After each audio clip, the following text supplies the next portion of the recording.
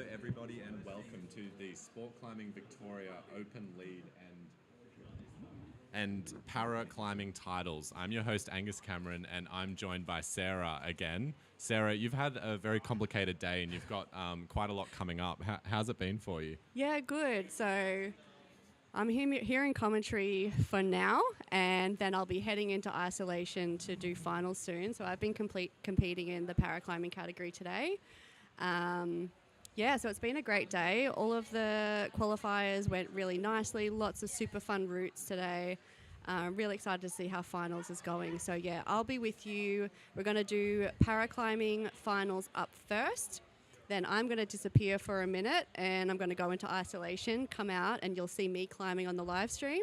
And then I'll be back in commentary right after, and we'll go through Masters, Open B, and Open A finals. Awesome. And so what route are you climbing? As I understand, you're not on the same route as everybody else in the paraclimbing category? No, that's right. So we've got the paraclimbing finals starting up now. It looks like we've got Asunta starting her climb.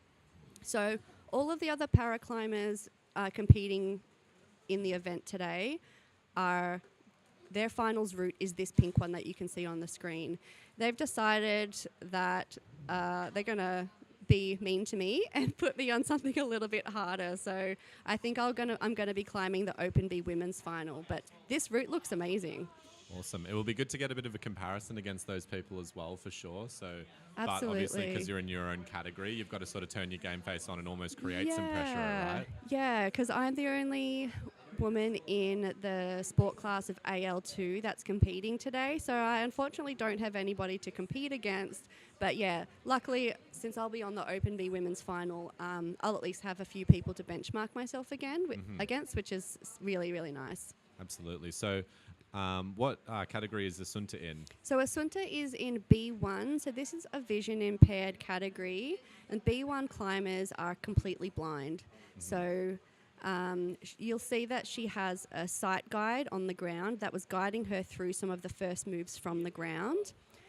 So Asunta's wearing a headset, and so is her sight guide that's standing on the ground. And she's actually talking her through the moves. So as she moves up the wall, her sight guide is essentially telling her where the holds are, how far they are from her body, which direction to move in, and she's following those directions. She's climbing completely without sight.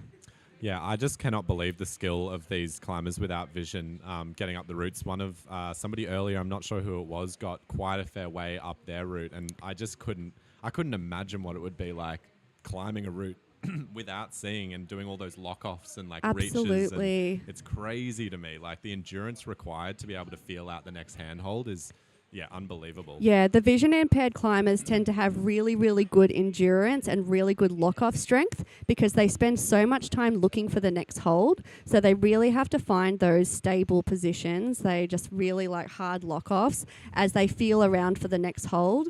Because, even though you have a sight guide on the ground telling you where it is, it's not as easy as just reaching for it and finding it on the first go. So you'll see as she reaches up, she sometimes overshoots or she might move in slightly the wrong direction and then kind of comes back to find it. It's super difficult and you need so much endurance to be able to climb like this. Mm-hmm.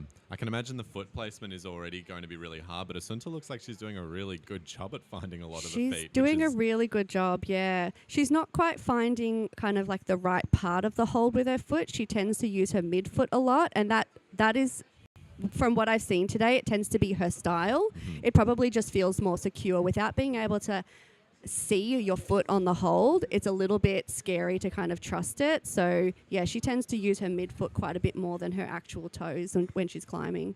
How much effort do you think they would place into making sure that they're not over gripping while they're going up the route? Because I can imagine that would be a really big thing, especially when you're reaching for those hard to reach handholds. I think that would be super important. I can't imagine like the grip strength on some of these climbers just because they're spending so long on those holds. That was a big reach there from Asunta. Yeah, big move. Quite a few of the vision impaired climbers that we have competing today are reasonably new to climbing and to competition climbing. So look, they're also trying to still figure out what works for them and trying to still figure out like the techniques and how to work with their sight guide as well, because that is a super unique relationship that you really need to develop over a long time. So, I can imagine that like some of the more technical stuff is going to be quite difficult for these climbers just because they're really not used to it yet. The sight guide would have to be very good at reading routes as well, I guess. Absolutely, yeah. So Asunta, I think she found herself a great climbing coach to be her sight guide.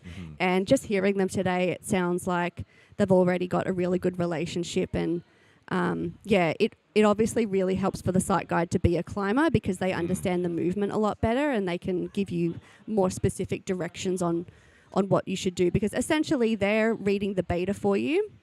And you kind of need to follow their lead. So they really do need to be able to route read quite well to be a good sight guide. Asunta's here just looking for that foot and having a fumble with the draw. She's managed to find it.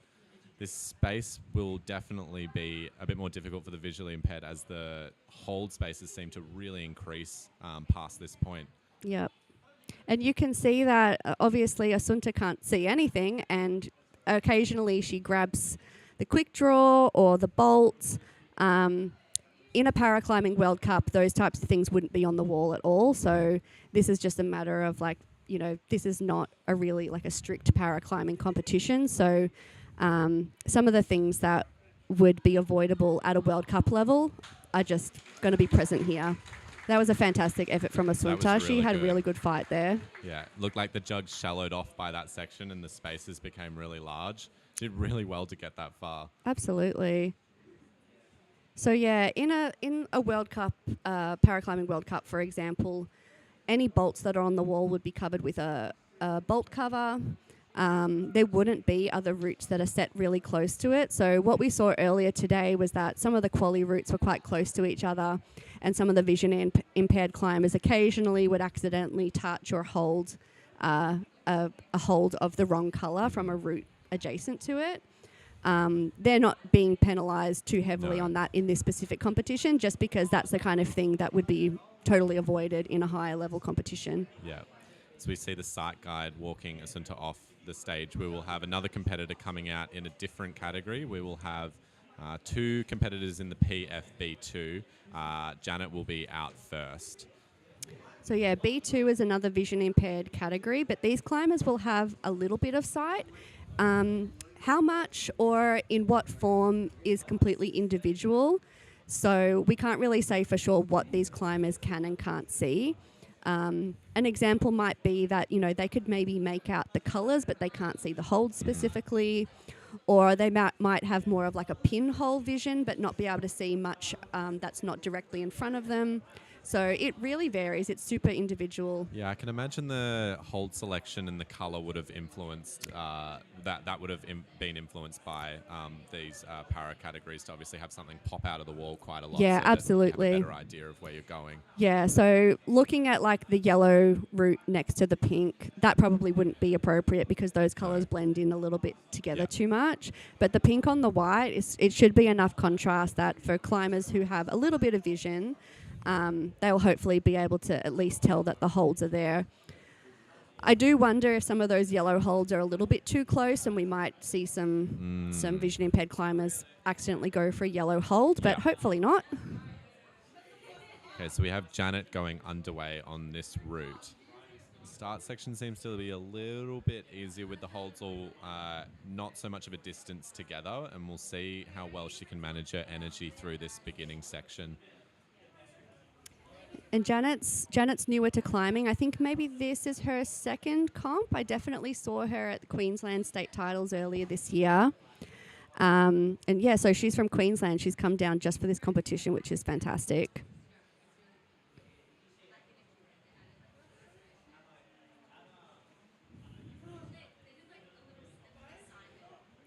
She's finding her feet pretty well on this route here. Seems to be using her toes a little bit more than the first competitor, giving herself space to pivot around some of the holds. Yep.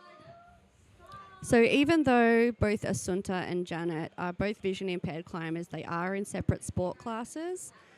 Usually at a World Cup level, if there aren't three or more in a sport class, they would be merged. So potentially B1 and B2 sport classes can be merged. The organisers of the Victorian state titles today have chosen not to merge any of the sport classes. So all of the sport classes in paraclimbing will have their own podiums. So do you know if Janet and Eddie know each other? Because Eddie's the other person in this same category and they're competing against each other. Yeah, and they're both from Queensland as well. So I'm not sure. I'm sure they've met each other because I think they were both at Queensland state titles.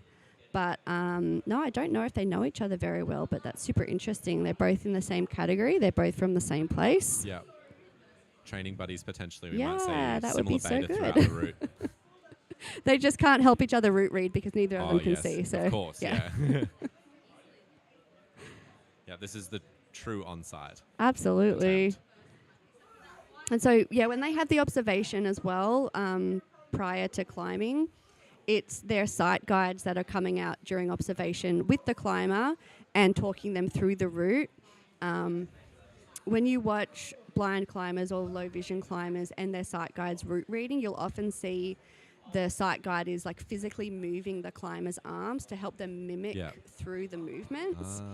So just like you would normally do when you're doing your own route reading and kind of moving your hands around and mimicking some of the beta, the sight guides will actually help the low vision and blind climbers do that as well. It's super interesting to watch. Yeah, I'd be very interested to know how or what kind of information they'd be looking for and how that would differ to someone, for instance, in the open B category reading a route. Obviously, they'd be very sequence-based and stuff, but I can imagine the focus might be on features and kind of the way the movement is happening. For instance, that first section is very tiptoey all over volumes and maybe less of like a direct sequence and maybe more of like a feel of the route and the direction and things like that. Yeah, I think like the direction is hugely important, and also probably just like the hold types as they change through, like going up the route, because on a route like this, there are a lot of holds. There's a lot of ways to break the beta on something like this. I don't think you can really force a particular sequence.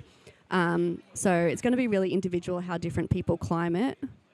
So Janet's up to this section here where the holds seem to space out quite a bit. She seemed like she was, like you said before, trying to break the route and go straight up to the jug out to the left, but it seems like the route wants you to kind of take that rightwards direction to move back left. But I think she's trying to span up to try and skip some of the moves, which I definitely think is an appropriate decision. Yeah, it looks like she's gearing up to go for a bit of a jump, but no, unfortunately comes off the wall. But really well done by Janet there. Really good effort. Would this be her first league comp? I think pretty sure she's done one other. Okay, cool. Hopefully we'll get her back for another one. We've got nationals in 2 weeks, so really hoping that all of these paraclimbers will come out and do nationals as well. Yeah, awesome. So next we will have Eddie Sparks coming out. I didn't see Eddie climb earlier today, but I'm interested to see how his sort of interpretation of the route would differ from the other individuals we've seen on the route so far. Yeah, so Eddie is a super experienced climber. She's been climbing for a really long time, and she was a climber before her injury that caused her vision loss as well. So she's got really good technique. She's just got all of that kind of like experience like locked away in there. Yeah, wow.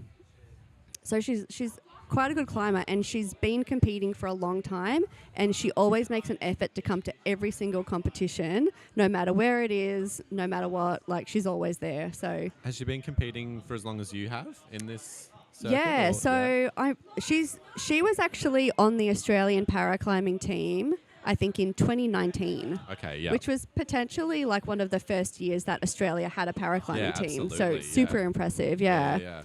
So Eddie was the one person that I competed against at my very first competition, which was the Victorian State Lead Titles in 2020, which was at this gym, so at Cliffhanger, but before it was renovated, so the old Cliffhanger. Yeah, Eddie was the one person I competed against, so they actually merged us together. So I did actually have someone to compete against, which was nice. Yeah. I'm excited to see how that experience pays off on this lead route. Shaking her hands, just trying to get a little bit of extra coolness on those hands before she gears up for the route. It is pretty hot today. Yep. Luckily, it's not too hot in the gym, but the ACs have been blasting all actually day. the warm-up area is pretty hot though, and that's where the climbers are in ISO. So, God, who knows how they're feeling when they come out here. It is nice and cool out here in like the climbing area, but yeah, in the warm-up space, it is quite warm. 35 degrees here in Melbourne today. Eddie gears up to begin the route. Looks very confident on the start, I'd have to say. Yeah. Tiptoes through the first volume section. Decides to cross over to the jug. She moves quite slowly, but super steady, and like her movements are quite confident. Yeah, absolutely. I'm noticing quite a bit of preservation in the way that she seems to place her feet. Mm-hmm. I think I noticed a little bit earlier some of the initial climbers were sort of like pulling up to place their feet, whereas Eddie seems to be very confident standing on those feet and like keeping those arms straighter, which will preserve energy for the later parts in the route when the route gets harder. Absolutely. You can see all of the experience that she's got in the way that she moves, and very little readjustment from her. Yeah, definitely. That's another big part. Seems to find the hold the first time and then just is confident with how the hold is. Absolutely. Now, the one thing that Eddie does not like to do is fall. Oh, Eddie doesn't like falling. Eddie doesn't like falling. So Eddie has a traumatic brain injury that she acquired in a climbing accident. So she had a fall outdoors.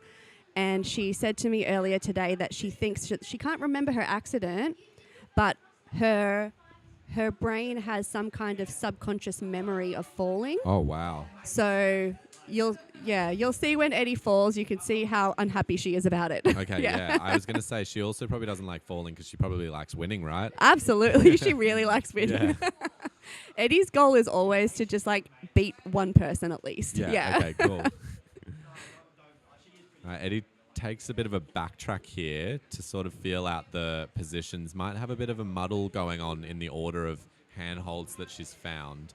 Yeah, I don't mind a backtrack. I think it shows a lot of like thought and control to essentially decide on the wall, like mid-movement, hey, I might be going in the wrong direction, or I don't like how this feels. Yeah. To instead of just like panicking and falling off, think through what you're doing and actually come back down to a more comfortable position, potentially have a rest, and then try again. I think you're right. I think an option that a lot of climbers tend to take is instead of backtracking, they'll just try really hard as Eddie comes off the route. They'll try really hard as a gut reaction to just like sort of rectify their sequence, but a lot of the time that ends up in a fall because the beta was just wrong. Exactly. Like if you came up into it, using the wrong hand or something, it's going to be easier to actually just reverse what you did than to try and fix it in that moment. And it takes confidence to do that as well, because no one wants to sort of like down climb and like trust that ability, or like they don't want to admit that they've made a mistake to themselves, but it's almost best to admit that and then just like move on, rectify that mistake, which is what Eddie tried, but then seemed to struggle with that next move as well. But amazing effort from Eddie. Absolutely. And now she's mad because she fell off. Yeah. I think that may have been a high point in the PFB2 category, though. I think Janet was reaching for that jug from a lower position. Yeah. Eddie took that rightwards way, but I'm not quite sure. Yeah, you might be right. Well, Eddie might have beat a person, so she'll be so happy about that. Absolutely. Achieved her goal. So next we have the PFRP1. No, we don't. We have the PMB2 category with Jason Whiter coming up very soon. Yep, so you can see Jason's getting clipped in now. He's down there with his sight guide, Ben. So they've been climbing together for a little while now, for at least probably a year. And Jason actually managed to get over to Innsbruck this year for the Paraclimbing World Cup. Ben went over with him. I think that was his first World Cup experience, which is super exciting. And these two have been working together for quite a while, so I expect that that kind of relationship and the way that Jason is able to interpret and like move through Ben's explanations will be a lot better than what we've seen with some of the other climbers. Yeah. He's got a Druid's Hold t-shirt on. What is the relation with that? That's one of our sponsors for yeah, today. Ben Dolby is the brains and brawn behind Druid Hold. So Oh, cool. yeah, that's Ben's company. Yeah. He makes amazing holds and training tools. And yeah, has been helping Jason as well with some fundraising this year to get him over to Awesome. the World Cup. So yeah, it's super, super nice work from Ben. He also looks very confident on this starting section. Yeah, he's looking good so far. Moves quite quickly. Looks like he's having a little bit of trouble finding the feet. I wonder if the pink volumes on the, the pink holds on the purple volume is just a little bit difficult to see. I can imagine that being quite a difficult situation trying to place your feet on a volume, as there's so much positive space on the volume and you're sort of just like tapping around for something. Exactly. Yeah, because the rest of it is going to be really, really bad. Yeah. Oh, nice. Nice movement from Yeah, Jason he's moving there. through this pretty nicely. It looks like, you see him go for the holds and sometimes he grabs the wrong part of it first, but he corrects himself pretty quickly. Yeah. I guess that would help him understand the direction that he needs to go for the bump, and it's sort of helpful to find that intermediate sort of position. Yep. And Jason is also one of our multi-sport athletes. And when I say multi-sport, I mean pretty much every sport. Oh, He's really? good at everything. Yeah. Wow. Yeah. What other sports does he play? What sports would help with his climbing progression? I know that he is involved in blind tennis. Oh, wow. And he also has done some some bodybuilding. Oh, yeah. Yeah. Wow. You've been on stage for it? I think so. Oh, wow. Yeah. So if anyone wants to get into bodybuilding, he's also a personal trainer. So yeah, go and talk to Jason. He'll sort you out. Jason has made good work of that section that we've seen some people struggle on. Yep. Although we see what happens now, as this position requires a little bit of compression here, so you can't be as static and down pulling as the other sections. Here you kind of might have to be a little bit quicker and more confident in your movement. As he's looking to eye off that next pink jug. Yeah, definitely needs to readjust his feet, I think, to move into that a little bit more confidently. Looks like he wants to go for it. He hasn't quite figured out his feet yet. Oh, nice work from Jason. That was really confident movement from Jason. Awesome. Yeah, this section really does get pretty sparse in terms of the holds on the wall. They're quite far apart, so you do have to move through this, I think, a little bit more dynamically if you don't have the control. But nice work from Jason.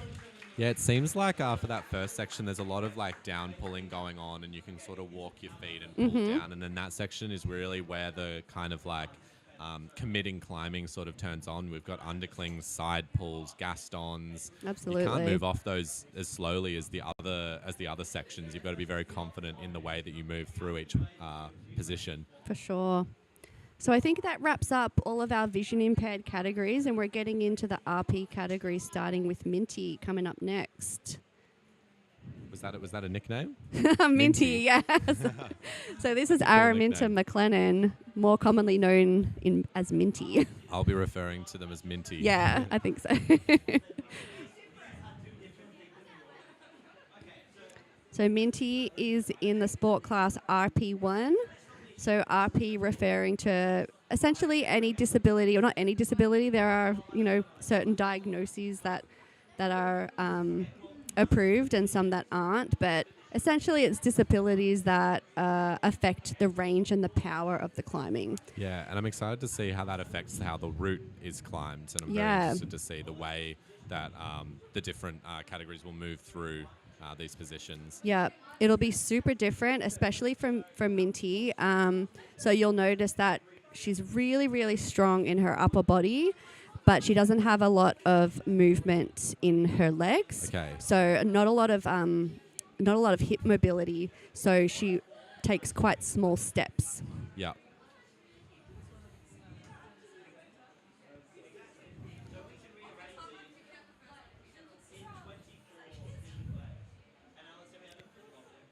So it has been a little bit of a trend lately in the Paraclimbing World Cups for RP1 athletes to you actually use their legs so much and to focus more on campusing the moves. Yeah, okay. it's been quite interesting, especially because, you know, they're climbing steep routes quite often.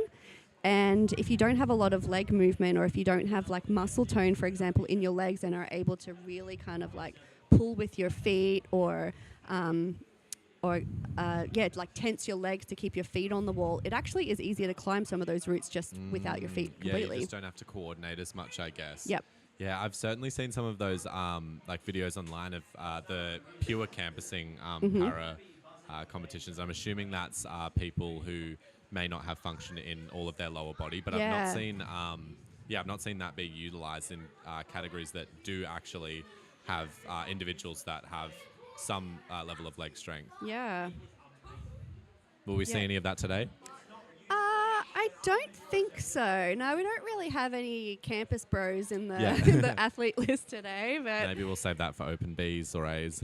Yeah, check out like, you know, some of the Paraclimbing World Cup live streams, or have a look on Instagram. Look at like Ben Mayforth, for example, is an American RP2 climber who's like, he can campus like V10. Oh wow! Like he's insane. Oh like he's God. He's like a monster on the kilter board. Oh, I think I've seen that. Yeah.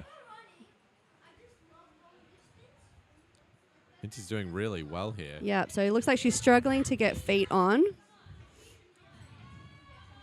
Luckily, she's on a really good handhold, but there just aren't feet that she can she's pulling reach. up So, here. she's literally just done a pull-up on the hold. Yeah, that was awesome. Yeah, and that's Did like really well to some get that classic stability. Minty style, but, you know, these holds really are far apart. She has to use smearing quite a lot, but she's crushing it.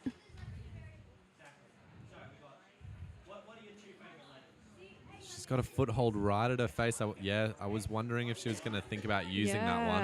It's quite a big reach and quite a high foot for her. Absolutely, yeah. I don't know if she'll be able to get her foot back on. Oh, yeah, unfortunately falls from there. Got a little bit of an inversion. All in good stride. Got a great attitude for sure.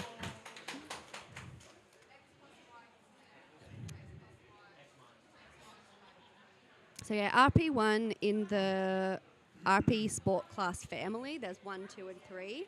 So 1 being the most impaired and 3 being the least impaired. So we'll see RP 1, 2, and 3 athletes competing today. Awesome. So we're going into the male category of RP2 now.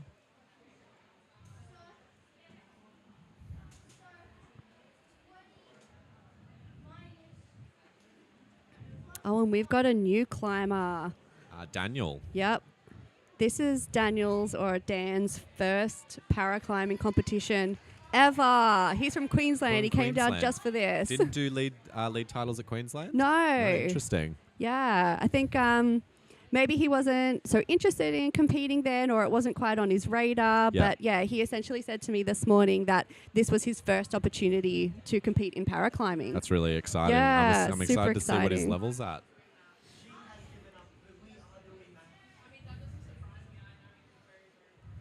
I follow him on Instagram, and it seems like he's pretty into it. So hopefully he's someone we can keep interested. And hey, maybe we've got a new national team member. Yeah. He looks quite confident in this lower section, that's for sure. He's moving through it super quickly. Yeah, very fast, skipping some holds. Yep.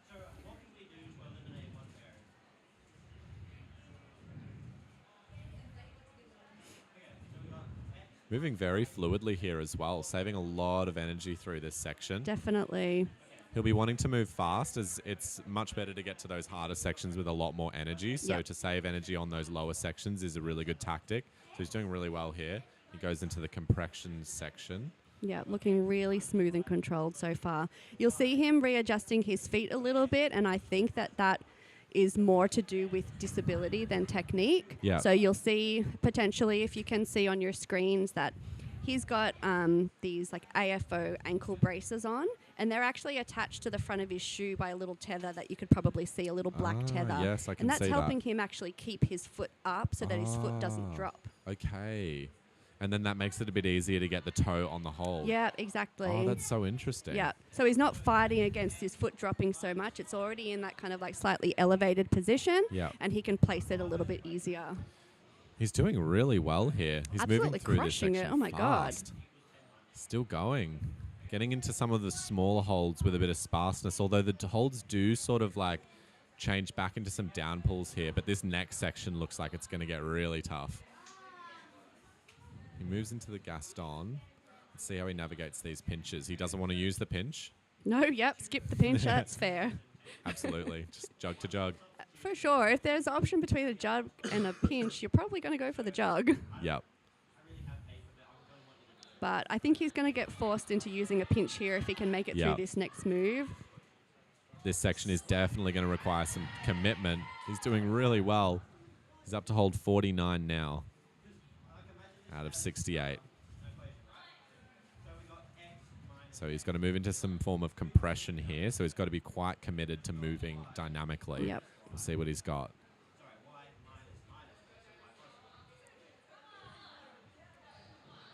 Oh, he's gone Whoa. for the bump and he just misses it. Wow, that is a very good result for a first competition, I would say. That's really good. Did very well. Still trying to convince him to sign up for nationals in 2 weeks. So everybody go and find Dan on Instagram and tell him, I Send him a think he's DM. ready for nationals. Yeah, absolutely. So next up, we've got El Rani. Yeah, who is El Rani. So Victorian. El Rani is Josh. Some of you might know. Josh is another RP2 climber. He was also on the Australian paraclimbing team this year. So, yeah, this is Josh's first year of competition. First year of international competition. Yeah, I'm pretty yeah. sure we had to compete to join the team at some point last year. So He's also yeah. part of the broadcast team as well. Yeah, that's it. Is he helping today? I'm not quite sure. He is he in a is. situation like you? As soon as he came in the gym this morning, somebody tried to hand Josh a roll of gaffer tape so he could tape up some cables. And Oh my gosh. And I told him off. I'm like, Josh, you need to be athlete Josh right now. Yeah. But yeah, he's one of the brains behind the broadcast. So thanks, Josh. Thanks for wearing all of your hats. So will he be rushing straight back to a camera of some sort? Oh, after this? absolutely. Yeah, he's okay. going to get roped back into the broadcast as soon as he's off the wall. Yeah.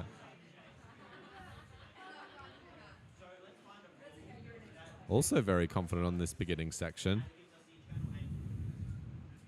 Seems to have a bit of a flow about his climbing. Yeah. He's got really nice technique Yeah. and has really been learning this past year essentially like how to climb with his disability. Yeah. Yeah, he's come a long way. He's a fantastic climber and super hard worker. Because you do a fair bit of training with him, right? Yeah, we climb Yeah. together quite a bit, yeah. And, you know, he's better at a lot of things than me. Like, he's better at slopers than me. Yeah. He's better at a lot of bouldering than me. Like, he really, he needs to find a way to, like, bring that out on the lead wall. But a part of his disability is, like, spasticity in his legs, and they get quite fatigued. So when he starts getting tired, or he can start having these spasms in his legs. Okay, yeah. And once that starts happening, it's actually quite difficult to overcome. Yeah. It's not really something that you can just like work through. I have seen him kind of wait some of them out on the wall, and that seems to work quite well, but still something that he's really kind of learning how to deal with on the wall. Yeah. You said that he's got you covered in slopers and stuff. Where have you Yeah. got him covered?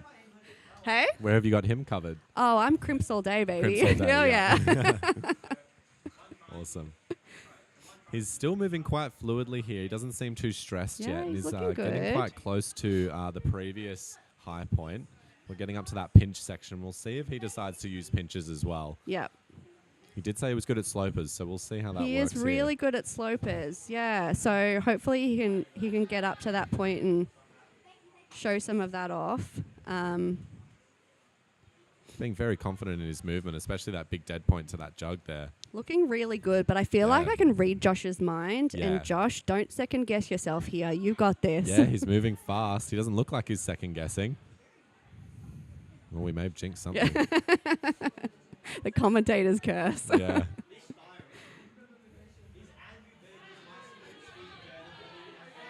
Really nice movement. Oh, got a nice Oh, little nice heel hook heel in hook. there. Love it to see it. Hopefully he goes for that right hold and doesn't try and do the bump. Oh, Ooh. okay. He's gone something different completely. Awesome. So he's taken the lead here. Yeah. And then how are you going to get yourself out of this situation, Yeah. Josh? A little bit twisted. Oh, no. Oh, Wow. He tried. That was was pretty very cool. powerful, Yeah. that one. Awesome climb from Josh there. Really, He really really switched good. it on there.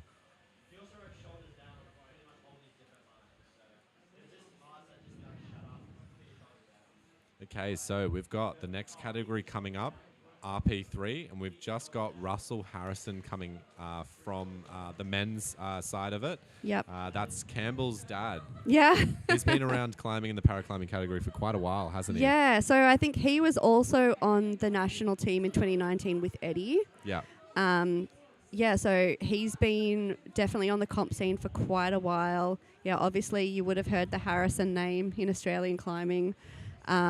Russell's an absolute legend and really great climber. Yep. I think that when he first joined this Australian team, he was actually in RP2 from memory. Okay. And he just recently was reclassified into RP3. Yeah.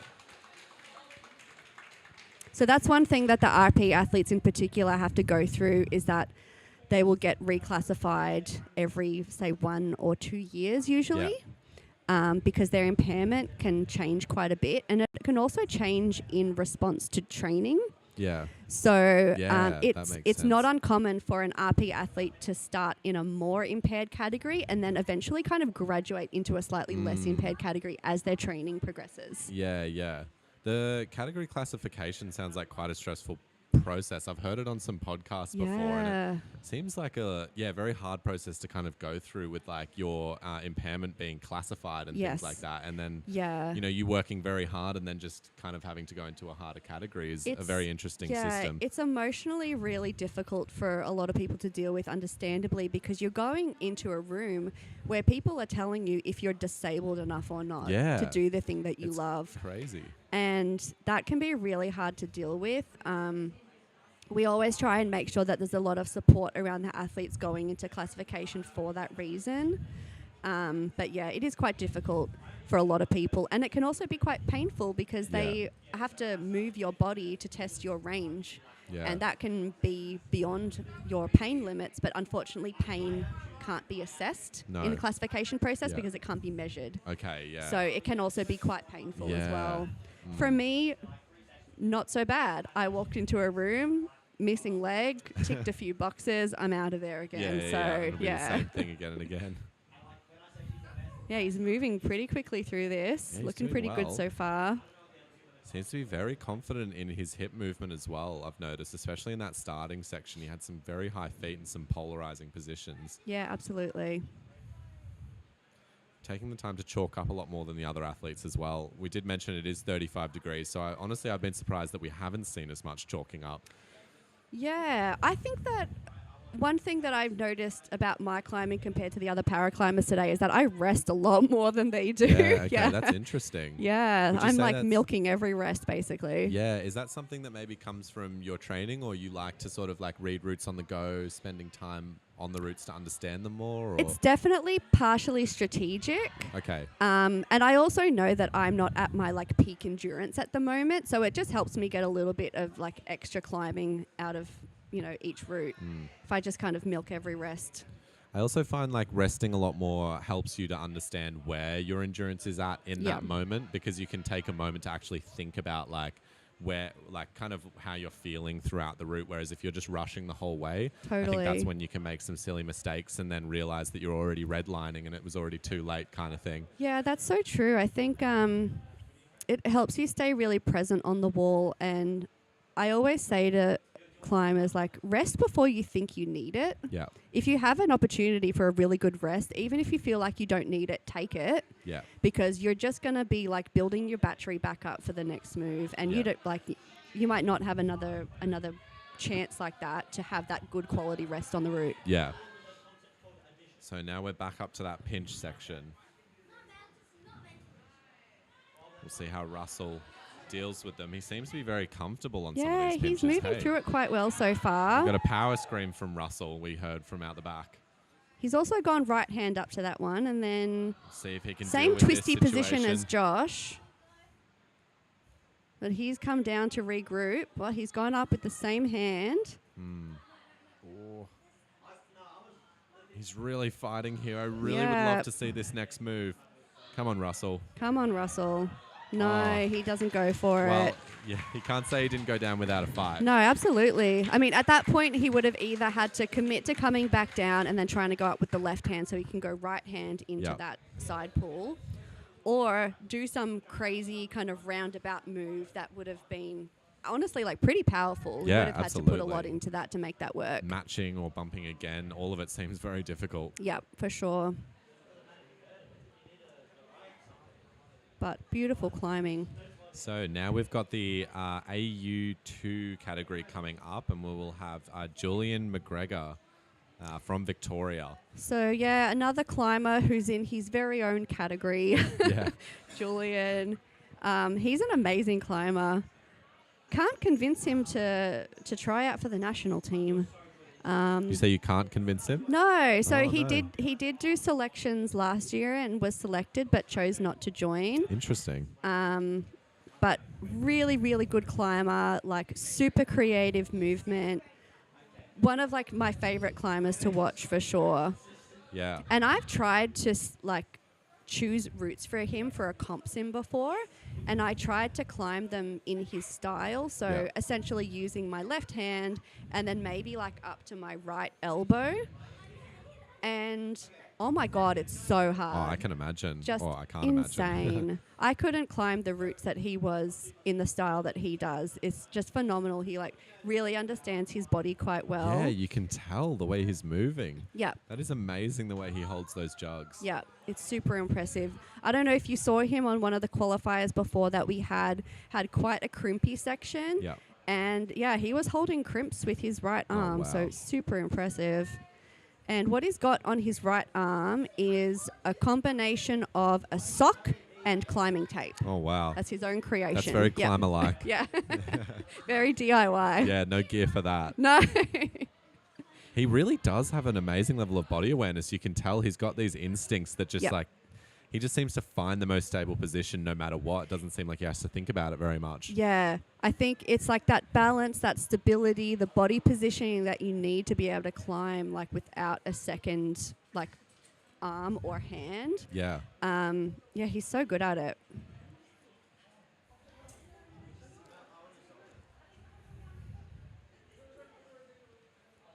We had a climb like a paraclimber event for Global Climbing Day this year at one of the bouldering gyms in Melbourne, and we got them to set some one-armed boulders. Oh, and no. those were probably, I think, the hardest ones for me personally to be able to climb. I mean, I guess because they rely also so much on your feet, and I only have one foot, so And the amount of it was like strength. extra hard for me. Yeah, the amount of strength you'd need as well for some of those movements. Yep.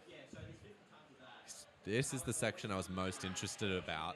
You've got like a lot of sparse holds, like we were saying earlier, but he's seeming to navigate this so easily. Looking even really with the lack of good. reach. Julian also competes in adaptive mountain biking, which is super Whoa, cool. cool. Yeah.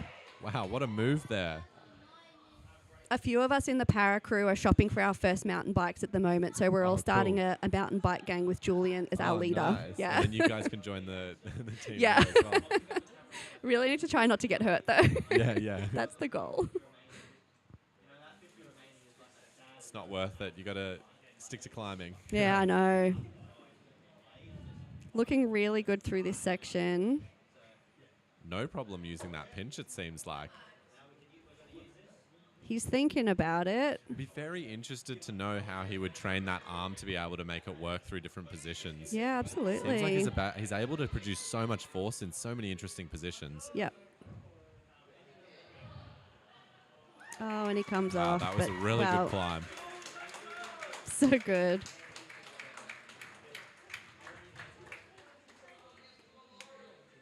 You'll also see that he wears his chalk bag slightly offset. Obviously, he only has to chalk up one hand, so his chalk bag is on the left. Yeah. A lot of I was AU2 climbers I do saw that earlier, and for some reason I didn't think about the reason for that. Yeah. But now that you've said it, I was like, oh, he mustn't have a back clip in the center of his Yeah. harness. No, if you only need to chalk up one hand. Yeah. So we're going to have the AL2 category come out, and we're going to start with Laurie from Queensland. Laurie's another new climber on the scene this year. I think this might be his first lead comp. He did compete in the para category at Boulder Fest earlier this year at Urban Climb in Queensland. We were actually competing against each other in like a combined para category, and he beat me, and I was so mad about it. So I'm rooting for him. He's a great climber. Yeah.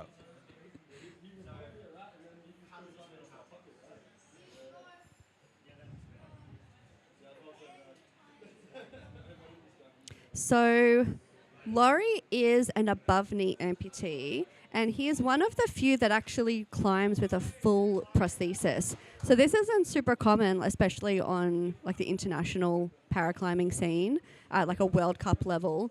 A lot of the above knee amputees tend to either wear like a socket with a short foot or some kind of rubber padding on the bottom, or they just wear nothing at all. Not many actually wear this like full length prosthesis. So it's interesting to see how he climbs with it. Yeah.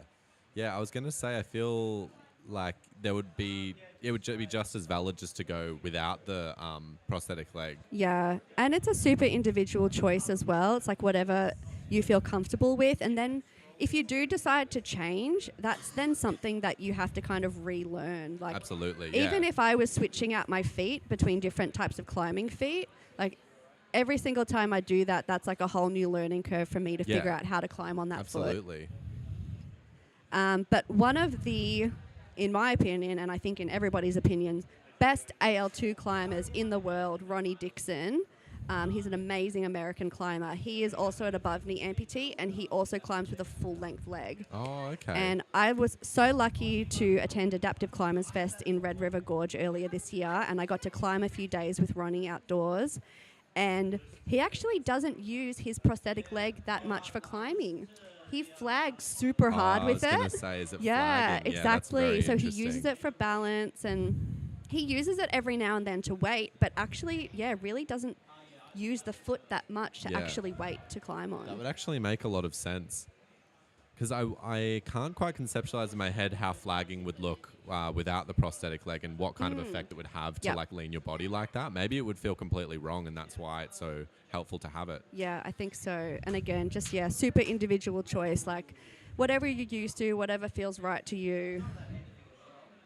I could also choose to climb without a prosthetic leg on, and sometimes I think like maybe on a steeper wall that would actually be advantageous to me, because it's super hard for me to be able to keep my foot on the wall. But I'm super comfortable wearing it, so that's my choice. Yeah. You've also done very well at World Cups with it, so I certainly wouldn't think that I would change a winning formula. I'm definitely still better at vert climbing than steep, though. That's a work in progress.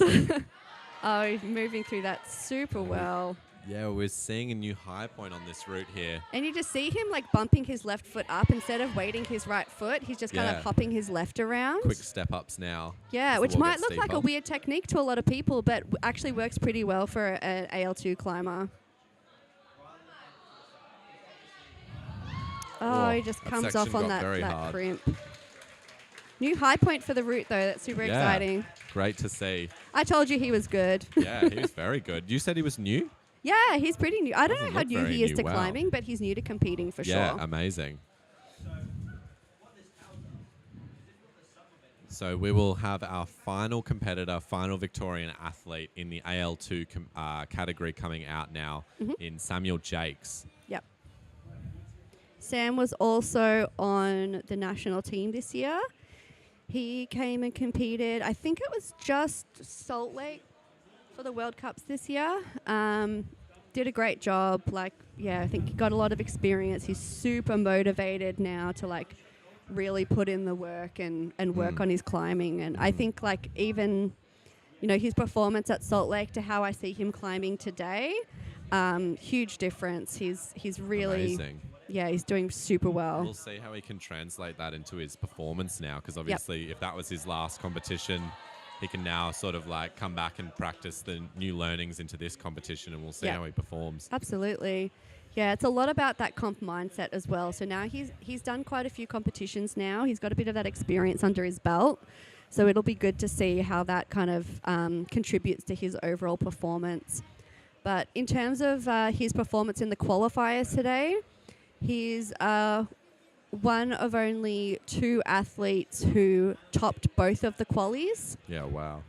So, he's already doing really, really well today. And also just looking super confident. Like, he didn't look like he was struggling on either of those qualifier routes. Yeah. He also had a smile on his face just then before Yeah. jumping onto the route. So he's got a super good mentally quite attitude. comfortable as well. I love it.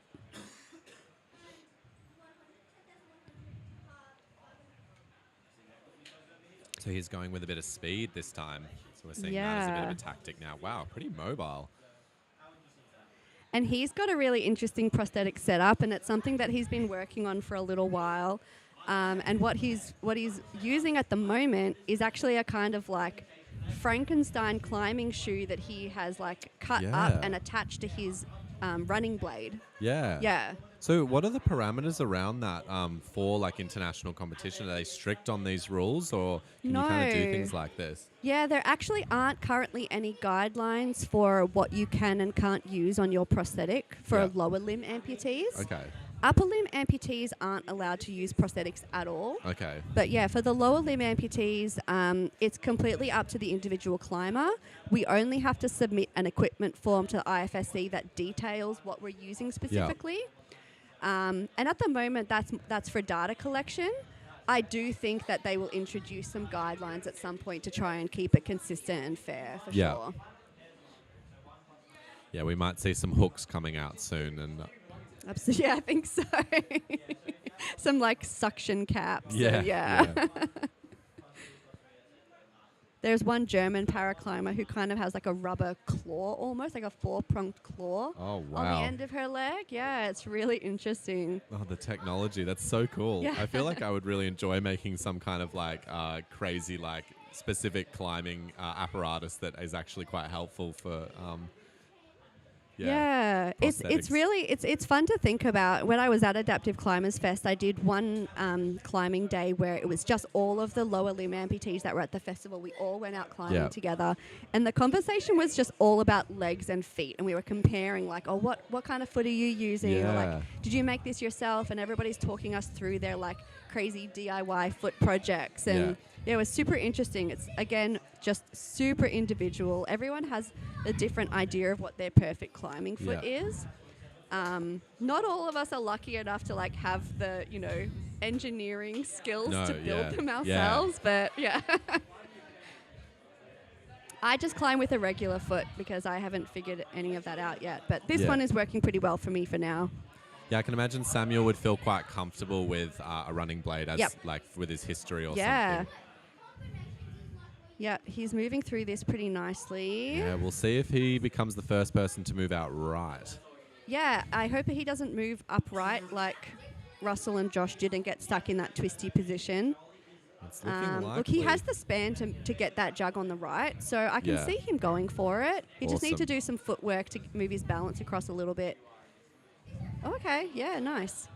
He's moving very well still. Doesn't look like he's redlining, but I am seeing that right elbow winging a little bit, which could indicate he's getting a little bit tired here. I see a little bit of try hard coming out for sure. Oh, has he got a knee bar in there? Gorgeous. The crowd loves that. Yeah. Yeah, the running plate is interesting because it has so much flex, and it's one thing that a lot of AL2 climbers don't like in their climbing foot is flex. You see a lot of the American climbers in particular have really, really stiff feet. Yeah. I'm on the side of like, I like a bit of flex. So yeah, I also climb with a carbon fiber foot that has flex in it. Yeah. I think it's the best way to be able to stand on slopers and volumes and. Yeah, it sort of molds to the position, right? Totally, yeah. So we've got a new high point here on this route. Oh, he's looking tired. He's got micro shakes. Yeah. But he's doing a really good job of managing it. Yeah. Oh, we're getting really close to the top here. These last few moves look really hard. Oh, yeah. Wow, that was brilliant. That was an amazing climb from Sam. Well done, Sam. Showing us how it's done. So that wraps up our paraclimbing for now. Yes, but and we the do next have one paraclimber more. on the wall will be me. Yeah. And we will have a special guest commentator coming in very soon. Yeah, someone that we have very specifically handpicked from the crowd. So we hope that you enjoy the co-commentary while I'm climbing. And so at some point, we're going to take a bit of a break from the live stream, and it will come back at some point, I don't know when, 6 p.m.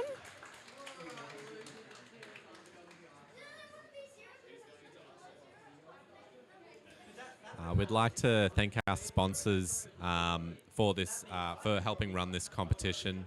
We're going to have a little bit of a message from our sponsors now, and then we will cut to a break very soon, and then we'll be back shortly with our final other categories: Open A, Para AL2, Masters, Open B, and Inclusive categories. We'll see you then.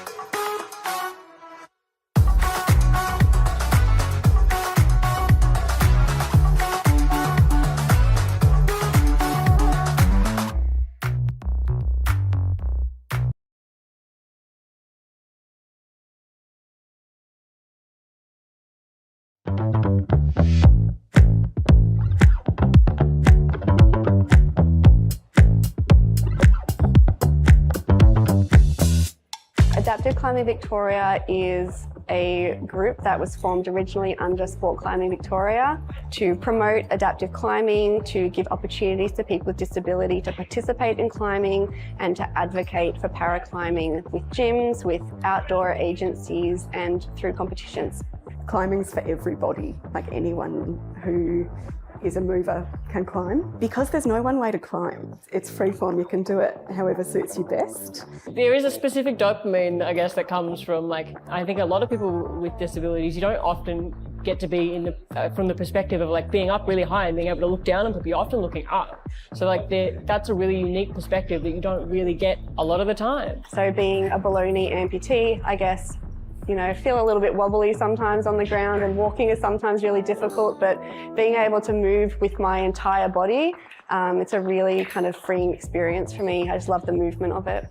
I got into paraclimbing through a friend. I met everyone in the para community and I just got hooked. A friend of mine said to me one day, "Hey, will you come climbing with me?" And I was like, "Oh, I don't know, it sounds hard." She was like, "What if we get cake after?" And I was like, "Okay, I'll come." So I went, I came down, couldn't feel my arms. She was like, "This is great, let's do that again." And then it just became a regular part of my, I guess, personality. I love the physical aspect of climbing. It's just really, really fun. Adaptive climbing more often refers to, it's more of an umbrella term for any sort of rock climbing for people with disabilities, and paraclimbing is often used more specifically to refer to the competitive sport. Internationally, we've just hit the Paralympics, so there will be paraclimbing at LA 2028, which is very exciting. My goals for climbing is just competing at World Cups.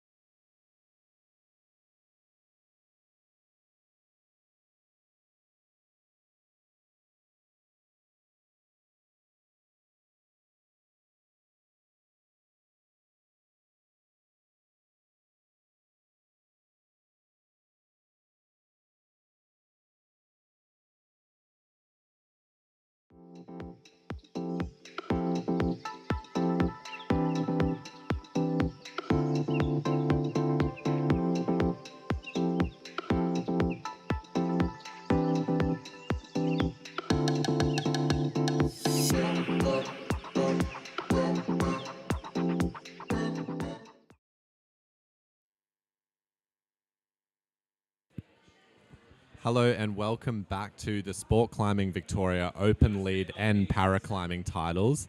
We're waiting on Sarah to come out, but for the meantime, I am joined in the commentary box by one of my youth squad kids, Mika. Mika, how you going? Great. Yeah? So, as I understand, your parents have been competing today, right? Yeah. What's that been like to watch? Oh, it's been very nerve-wracking. Yeah? Have you been nervous for them? Yeah. Yeah. So when you watched your dad, are you feeling like you're almost like in his shoes trying to climb it for him? Do you get very like involved when he's Almost. climbing? Yeah. When he climbs, I'm like, why didn't he do this sometimes? Yeah, well, you've got a coach, right? Yeah. You got a few coaches. He's just off to the sidelines trying to learn how to climb himself. Yeah. So right now we've got the athletes observing the route. You can see all those hands waving around on your screen. What are they doing, Mika? What are they trying to like predict? They're reading the route, trying to see how they'll try and climb the route without having to get to the actual problem when they're there and trying to figure out when they're on the wall. So when you read routes, what do you generally focus on? Where your hands will go, all your body positions, where your center of mass will be on the actual climb. Yeah. What about how is it different from bouldering? So when you read bouldering versus lead climbing, what are you looking for? In lead climbing, you have to also look for rest positions and wait while you clip. However, bouldering, you just look at all the moves and try and get in one go. So what do you say you're best at? Like are you Definitely a boulder? lead climbing. You're a lead climber, Yeah. right? If you were old enough, would you be competing today? Yes, definitely. Yeah. How do you reckon you'd go? Oh, I'm not sure. There's a lot of good climbers out there. Yeah, definitely. And how about the field today? How many good climbers have we got climbing out today? Oh, a few. Yeah. How many of them do you know? Like a couple, maybe Yeah. like 7. So how did your parents go today? Where are they? Oh, my mum's 7th and my dad's currently 4th out of the qualifiers. So would you say you come from climbing royalty? Yes, definitely. Yeah. Thoroughbred climber. Yeah. So do you know which routes they're going to be climbing? Do you know which I'm of the two they pretty looks sure. like they're going to be on? Open A for males is going to be on the yellow, I'm pretty sure. Yep. Then there's like Open B male is going to be on the pink with master male and I think inclusive. And on the green is Open A female and I'm not sure. Okay, so as I understand, you think that the pink is being shared by female and male Open B. Is that right? Yes, I'm pretty sure. So the big question is then, who's going to get further, your mum or your dad? Oh, I'm not sure. Both of the climbs look hard. Yeah. Even though my mum qualified lower, the green climb looks a little bit harder. Oh, sorry, Sasha's doing Open A, isn't she? Yeah. Oh, so I thought they were going to be climbing the same route. No, so they're going to be No. different. Okay, right. Yeah. So you think the green route suits your mum quite a lot? Yeah, it's pretty much her style. But then, same way, the pink is also my dad's style, as he loves like flat wall and a little bit of overhung. Yeah, it's a bit more techie looking, isn't it? Yeah. So with the yellow route, what would you say the style is of that yellow route? Very What have we got? powerful Yeah. and just like full on. Yeah, it looks full on, doesn't it? Yeah. The complexity of it looks like it gains a lot of complexity up the top. Like it's very hard to read. I don't know if you managed to find some sequences, but I was really struggling to read a lot of it. Oh, it just looks like some aliens with like 50 arms could be able to do it. Yeah, Not us humans. I know what you mean, but the competitors are inhuman, aren't they? They're pretty strong. Yeah. Yeah. Have you? So you know some of the other competitors in the Open A, right? Do you know anyone in that field? Yeah, Jimmy, Sam. Yeah. I think that's pretty much That's it. Yeah. And who's Sam to you? Sam's my coach Yeah. and the brother of one of my youth team. Yeah. So how do you think Sam's going to go on this route? Have you seen him climb before? Yeah. He did really well in the qualifiers. And He did, didn't he? Yeah. Yeah. Is that the first time you've seen Sam climb? On lead, like on a hard route, yes, pretty much. Okay, cool. Yeah, I'm really excited for a tight competition. How about yourself? Yeah, very much. Yeah, I think it's going to go really well. We should get our athletes coming out very soon. We're just kind of waiting on the go-ahead. You saw before the athletes were kind of having a look at the route and doing their reading. What are they going to now do in isolation? They're gonna warm up and try and remember the beta.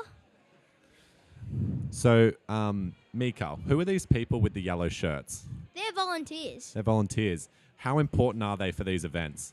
Oh, very. They like belay, they sort out all the isolation, like the traffic, where everyone has to be going. So they do a lot of hard work, right? Yeah. So we've just got a little message from our volunteers, so we'll cut back to you shortly.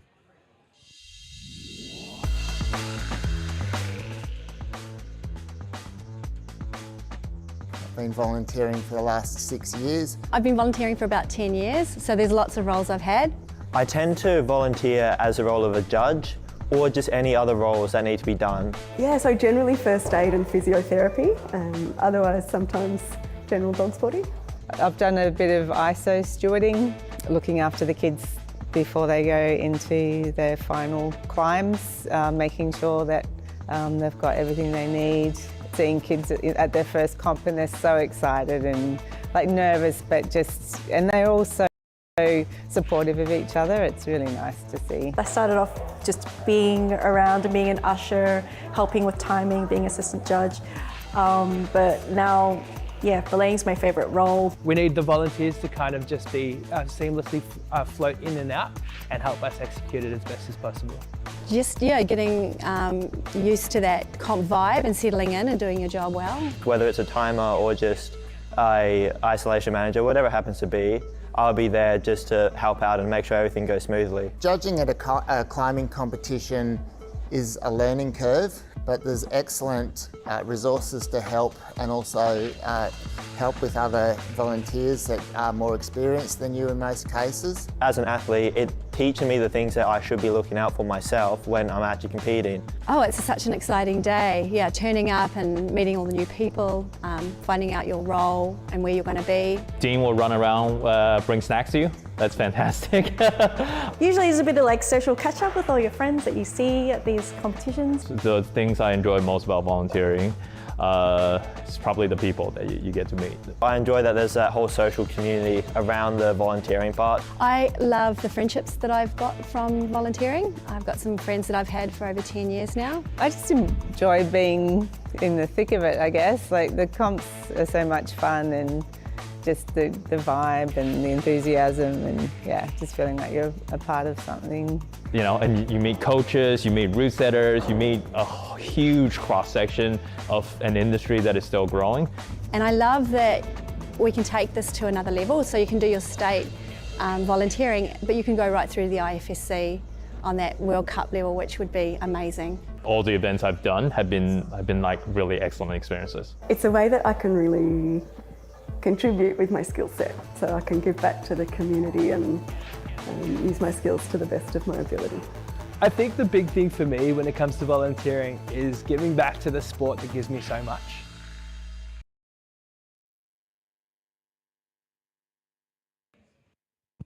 Hello and welcome back. We've got Sarah now tying into the lead route. Do you know which lead route she's doing, Mika? I'm pretty sure it's the pink one. Yeah. So Sarah needed more of a challenge, she decided, and now she's on the open B route in a category of her own. So I'm going to see how she goes on this. I'm really excited to see how she performs as well. So I'm unsure if she's just looking away right now, because I'm not sure what she's quite looking at. What do you think she's looking at, Mika? I think she's just waiting for directions, I guess, and waiting for like some time. Yeah, so for those of you who don't know, Sarah is generally my co-commentator, but she's also competing today. So quite a stressful day for Sarah. We'll see how she can perform. And the route is underway. Moves into a Gaston.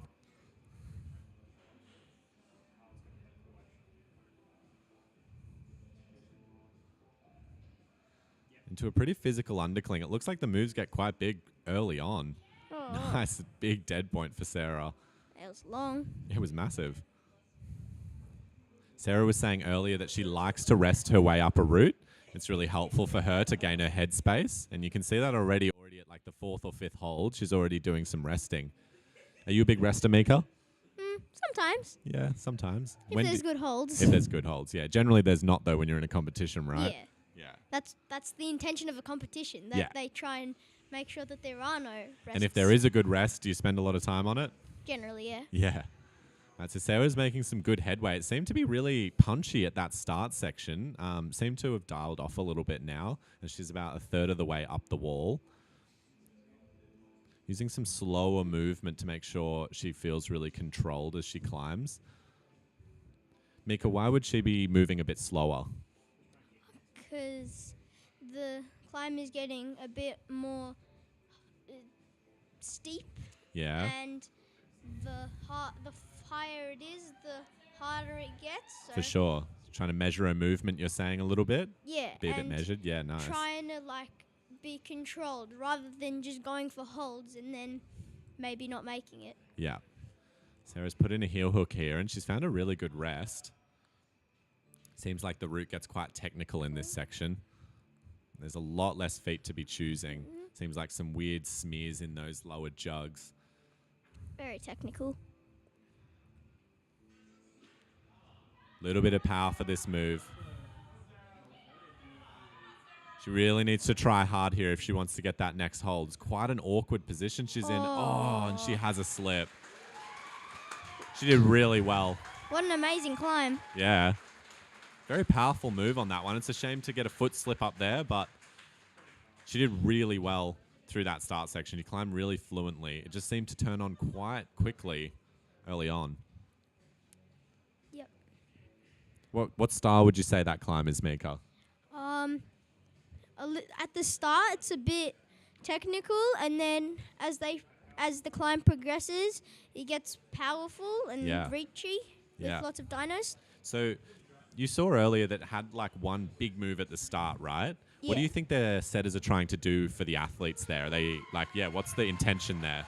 They're trying to make them go for it dynamically rather than trying to do it statically. Yeah, and what do you think that does to the athlete's mind? Do you think that makes them quite nervous, or do you think they feel confident with that?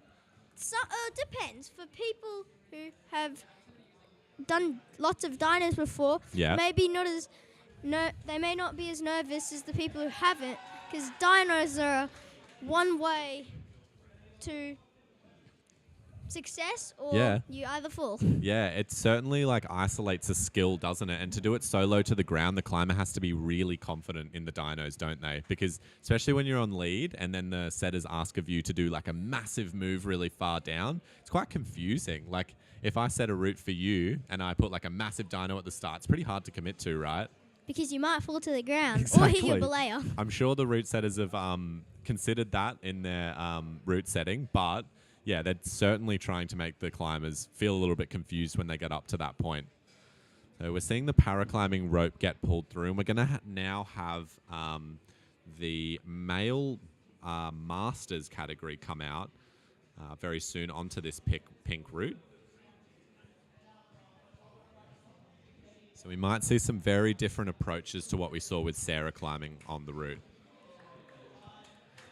Mika, do you know any of these competitors coming up? Yeah. Boris,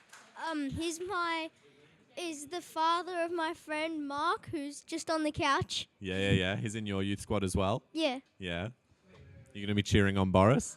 Yeah, definitely. I'm very excited to see Boris as well. He's kind of a newer climber these days. Where did he used to climb? Do you know? I think it was in Flow. Yeah, I believe so. But now he spends a lot of time at Bayside. I see him around a lot. Yeah.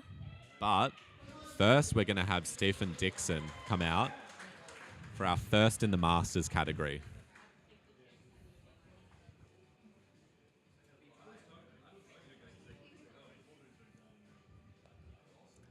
So Stephen's been instructed to face away from the route. Now he's ready to have a little bit of a read. He's going to take his time to have a look just before he pulls on. It can be quite nerve-wracking in this situation to take your time because there's a lot of people watching you and you just feel like you want to jump straight on instead of think too much about it, but it's very responsible to have a good look.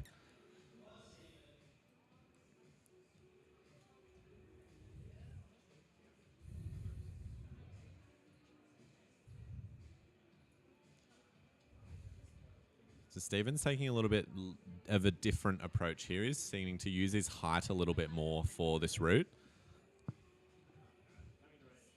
A lot of underclings here. Do you find underclings quite tiring, Mika? Oh, if you have good feet that are high, then they might be really good. But if they're quite high from you, the actual underclings, it may be very energy wasting. Yeah, energy demanding. Hey, it seems like they've done quite a few clips off underclings as well. Do you like clipping off an undercling, or is that quite hard and scary? Also, depends. If it does depend. If the feet are good, then very useful. But if they're quite low, then much harder. It makes it a lot harder, doesn't it? Yeah. So we're seeing Stephen kind of struggle around this section here. He decided to go right hand to that side pulling hold. Probably should have gone in with his left.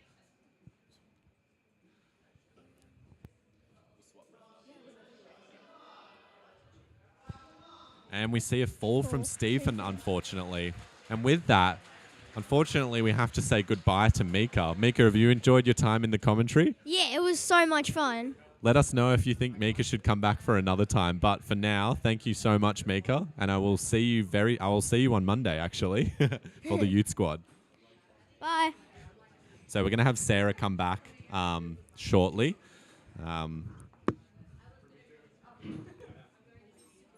Yeah, as I said, Sarah's had to do a very stressful changeover, going straight from commentary to a big break into climbing and then coming straight back into commentary. If that's not dedication, I don't know what is. So we're going to have Boris coming out in a second. As Mika was saying earlier, Boris is one of his best friend's dads, and he's always around at Bayside Rock, so I see him all the time. This is his first competition, so I'm excited to see how he goes.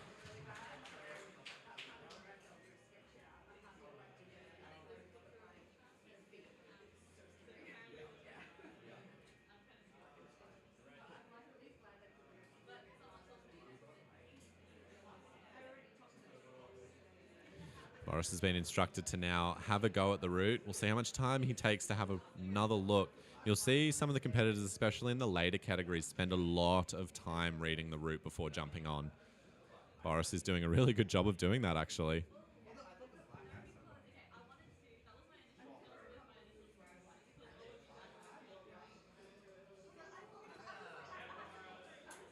So he's really got to climb this initial section as controlled as possible and use as little energy as possible. So generally the setters try and make the start of a route quite manageable for the athletes. They don't want any early falls, as that's quite a dangerous thing. So generally they want to see the athletes get to the second clip, and then they usually turn it on. So the more efficient you can be at that starting section, the better off you're going to be.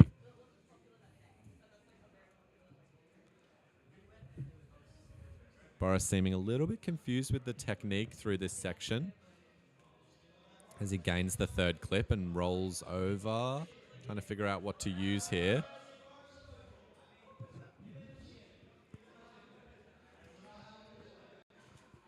And we have Sarah now back, joining us back in the commentary box. Sarah, how do you think you climbed? Oh my God. This route is pretty gnarly. Yeah. Like, I knew that they were going to put me on something harder.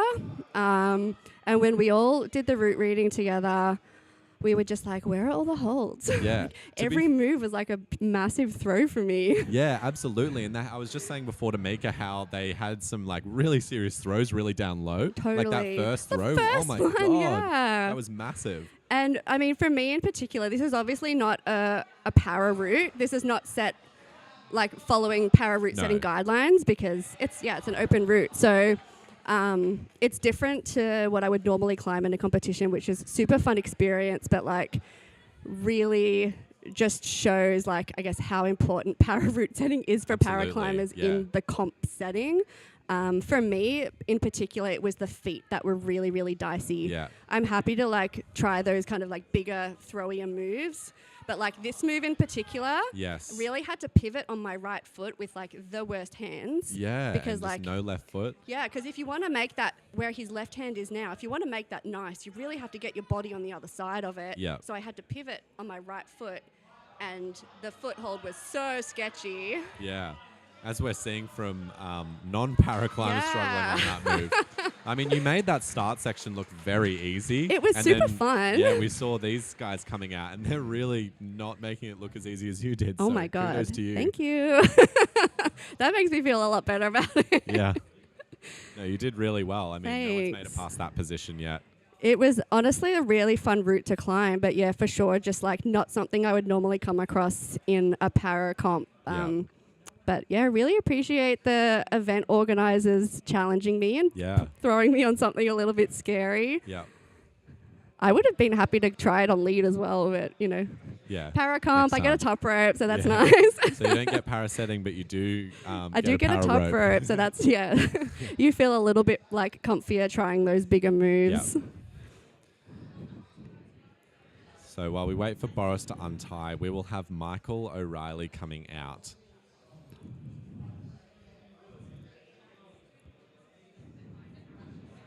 That's Dean there in the bottom right corner. He's currently the president of SCV.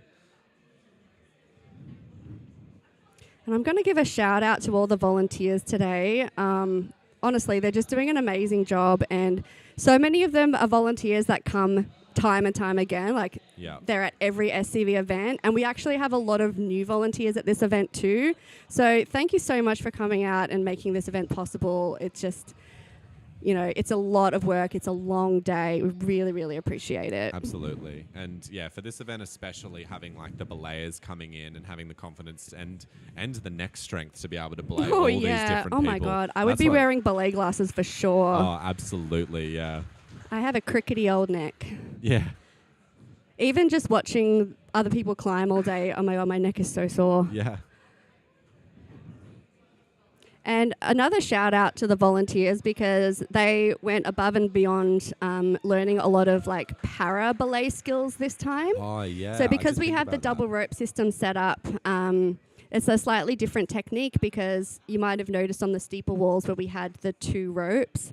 One of them is attached to the top, and that's just, the rope that they're being suspended on, and then the other rope is attached halfway up, and it's keeping them close to the wall. If they fall on the steep section, they won't swing as far. Yeah.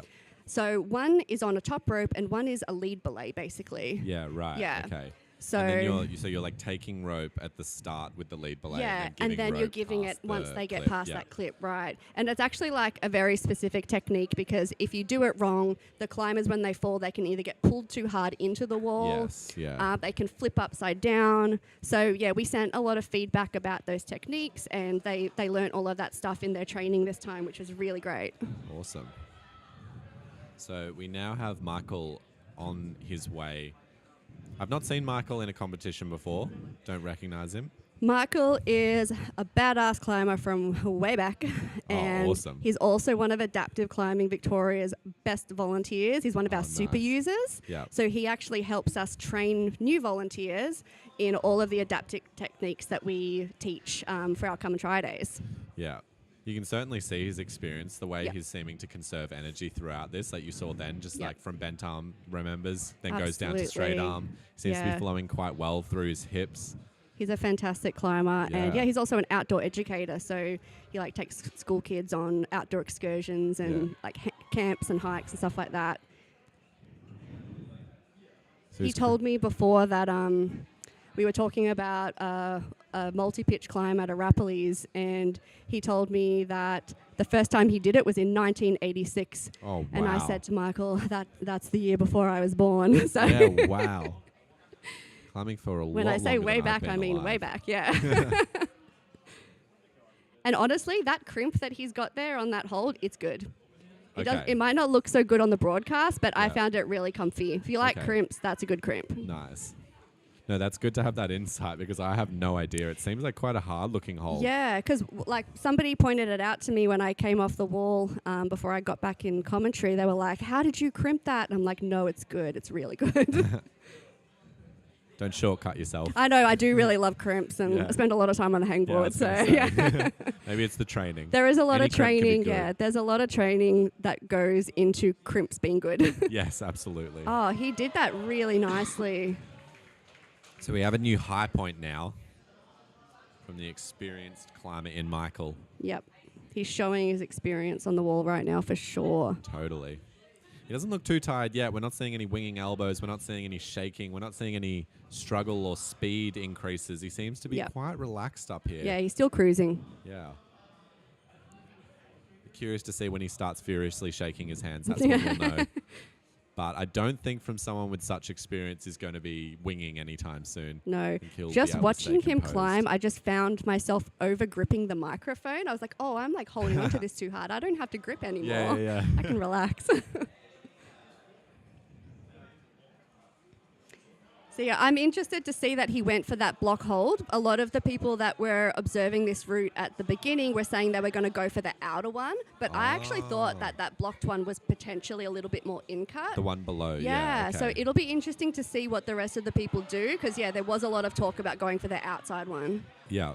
So we seem to get into the section of the route where it gets a lot more technical as Michael falls on a big move.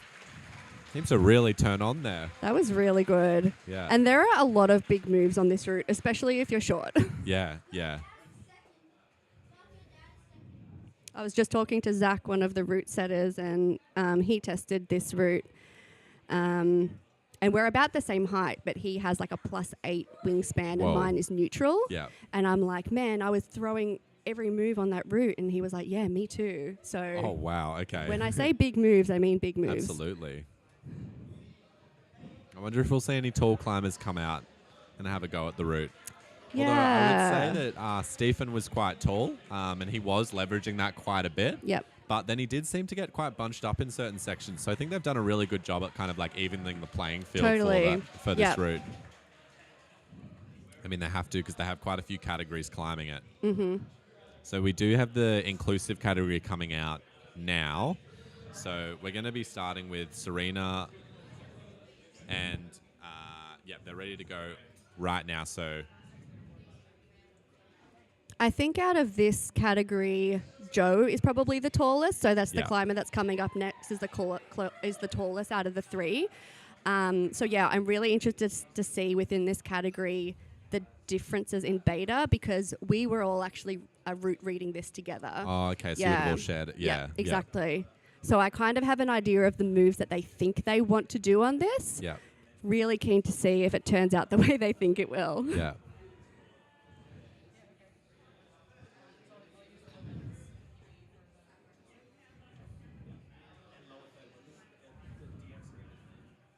Very confident through this first section here. Yeah, looking comfy so far. Not wasting any time. You can really tell the way an athlete's almost going to climb by the way they walk up to the wall. Yeah. Serena definitely walked up with some confidence and then has been now climbing with a lot of confidence. Absolutely. And moving Definitely pretty fast as well. Yeah, absolutely.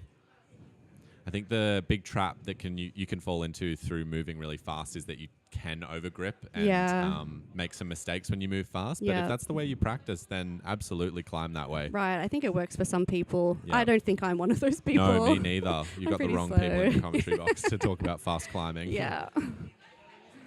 I don't tend to watch myself climb. I watched a video of myself the other day that I just filmed, and I couldn't believe how slow I was. I thought I looked a lot more dynamic than Oh, it's always than what like I that, saw. though. You think that your dyno is massive. You think that you're racing up the wall, and it's never like that. It's never as impressive as Now you let's see think. if Serena finds the crimp, because the undercling from that position, if you can't reach the higher section of that hold, it's actually really hard to pull up onto.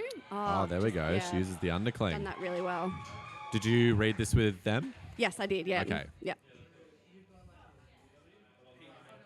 Going for a different beta though, which is interesting. And once we kind of got to reading the top section of the route, I bowed out. I'm like, I'm not getting up there. I'm not going to waste my time reading that top section. Oh, a foot slip. They were doing so well. That was really, really good effort. Really that was so good. frustrating. And honestly, I need to watch my climb back, but I'm pretty sure I also had a foot slip. Yeah. I'm not sure if something else happened before the foot slipped, but it was a foot slip. Yeah, I definitely felt my foot come out from underneath me. Seemed like you were unwinding and then the foot just popped straight off. Yeah, and that's kind of the move that I was worried about, was really kind of pivoting on that foot on Leveraging such a sketchy hold for me. Yeah. Because, like my foot is only as good as I can kind of weight it. Yeah. And when you're pivoting, you kind of have to take that weight off a little bit, shift the weight around. And so as soon as I'm like unweighting my foot, it's no good anymore. Yeah. Wonder if there's some of that technology that we were speaking about a little bit earlier that you could find that Totally might influence Look, that. if there are any like inventors, engineers, entrepreneurs listening out there, you want to help me design and make a climbing foot, hit me up. Awesome, as we see Serena walking off the stage. We're With gonna a have smile Joe on their face. So good. And have Joe coming out. I've seen Joe a lot recently. They seem to be training a lot. I seem to see them at every gym I rock up to. Joe just walks straight in the doors.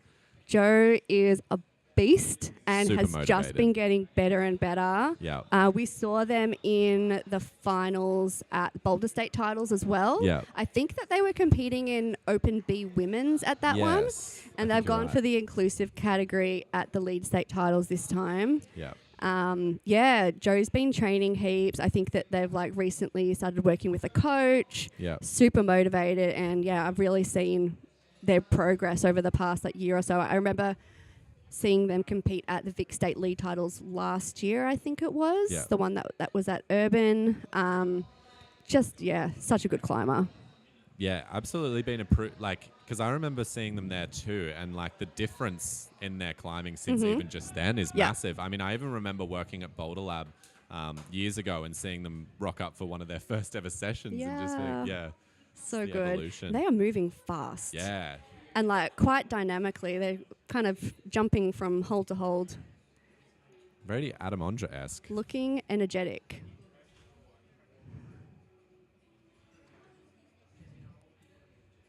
You can tell they've been on a rope a lot recently just by the clipping style and the technique and how fast they are with the clips. Yep.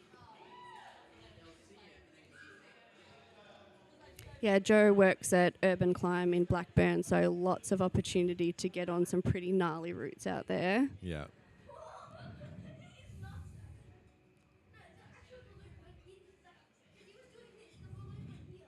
Oh, gone for this kind of like under. Yeah, reassessing that.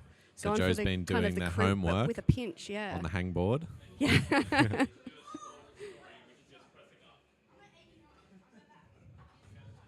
Not enough crimps for you on this route, right? No. I just realised that. I know. That's probably why we've been talking about that singular crimp. I know. That's why I found the crimp. I can always find a crimp. Yeah. That's one of my magic powers outdoors, is that I'll find like intermediate crimps that basically don't exist to anybody else, and I will use them. Well, we see Joe trying really hard to unravel from that move, but managed to Nailed make it past. Yeah. Joe's body selection, fumbling like the the positions, has been really good. Yeah. Like, seems like the most efficient position. Oh, wow. Oh my gosh. Nice work holding on to that one. That looked a little bit shaky, but nailed it. Yeah.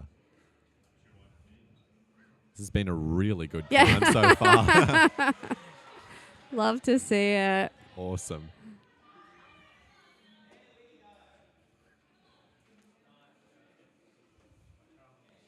I believe Joe's been getting some coaching as well from Charlotte. it would be? Yep. So, you would have seen Charlotte climbing in Open A finals at the Vic State Boulder Titles. Yep. Charlotte's a coach out of Boulder Lab, and I worked a little bit with Charlotte earlier this year in the lead up to one of my World Cups. We did a lot of momentum work, a lot of campusing and swinging around, a lot of fun, really good coach. So... Whoa. Nice so fall. Joe come off the wall. So good. Such a positive attitude. We love to see it. That was such a good climb. That was really good. You can see the coaching coming through because all the body positions there seem to be just the most efficient you could possibly pick. The rests looked great. Everything was really on point there. That was really well read. So good. And Joe is super competitive. Yeah. And they're definitely not going to be happy unless they get first place. So good luck to them. Maybe didn't get to fight through the pump as they would have liked to. As we did see just kind of like a bouldery move missing the hold. So they might be a bit disappointed with that, but they seem pretty happy as they came down. Absolutely. We were just talking in ISO about like knowing when you need to hype up and knowing when you need to like really compose yourself. And I wonder, and this is just me like speculating, if when Joe was trying to hype up the crowd, if maybe it would have been better to really kind of like rest and compose themselves. Yeah. And then kind of like attack it. Yeah, maybe that would put them in a better headspace. I don't know. Yeah, there's a lot of stuff with that. I was thinking about the other day that like, I heard someone say that they like to hype up the crowd because often they get a lot of anxious energy. And it's great to put that anxious energy into that rather than like all into your climbing. Because obviously if you get too like intense, like it can get a lot harder to climb consistently. So kind of hyping up the crowd could be a tactic to kind of feel like that energy is released into the crowd rather than all within yourself when you're trying to relax. Yeah, I think that definitely works. So we've got Arrow now coming up to the pink route, spending a bit of time reading. So Arrow would have qualified in first position for the inclusive category. Did you see any of Arrow's earlier routes? No, I didn't. I actually either. didn't get to see any of the inclusive category climbing during qualies. I think they must have been on the wall at the same time as us. But definitely attacking this a little bit differently to the other two so far. A lot slower. Slow and steady, yeah. But Different certainly style. doesn't look nervous. No, it's just looking different super style, composed. For sure. Absolutely. This would look a bit more like how I would climb this, maybe.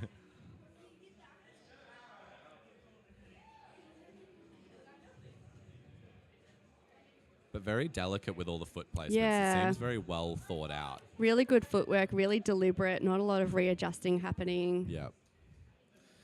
I always think about climbing movement as working from the ground up. If you place a bad foot, then you can't sit in a good position. Absolutely. So you may as well place the good foot and take the time to do that so that you can find a more comfortable position. It is just sometimes so hard to do that in this setting. Yes, that is true. That's what the setters are like. We know what good technique is, but the setters are constantly trying to force the opposite of that. Yeah. That's kind of their job. So doing well on a competition route is really basically trying to not fall for the route setters' tricks. Yeah, essentially. Yeah, it's a really good way because they're of trying to saying set the pace and they're trying to force you into certain movements or trip you up, and you really have to be able to kind of overcome that. So Ara's now setting up for that really pesky move. Thought they were going to maybe try and do it more dynamically. Nice to see that they've protect that Yeah. move before they go for it. Yeah, they're going to jump for it? Ooh. No. All right, so Joe with the high point for the inclusive category. Yeah. So that foot that was slightly above the one that Arrow had their foot on, is that what they should have been using potentially? Probably, yeah. Okay. I think that's what most of the climbers had their foot on, and they went for more of like a pivot and like a reach, like with the right hip really like deep into the wall. Yeah. I don't think I saw anybody try that dynamically previously. No, I No. don't think I did either. Yeah. And yeah, I think my right foot was on the higher one when I was trying that move, and neither of them were really good footholds. But I do think the higher one is probably the way to go. Was the lower one any more positive looking potentially? Is that maybe why Arrow was Potentially, Okay, yeah, right. maybe like a safer option if they were worried about the foot slip. But you needed the extra reach from the higher foothold on that one, I think. Yeah. Such a good effort. Really nice climbing. So we're going to have the Open B females come out now. So we've got 3 in this category.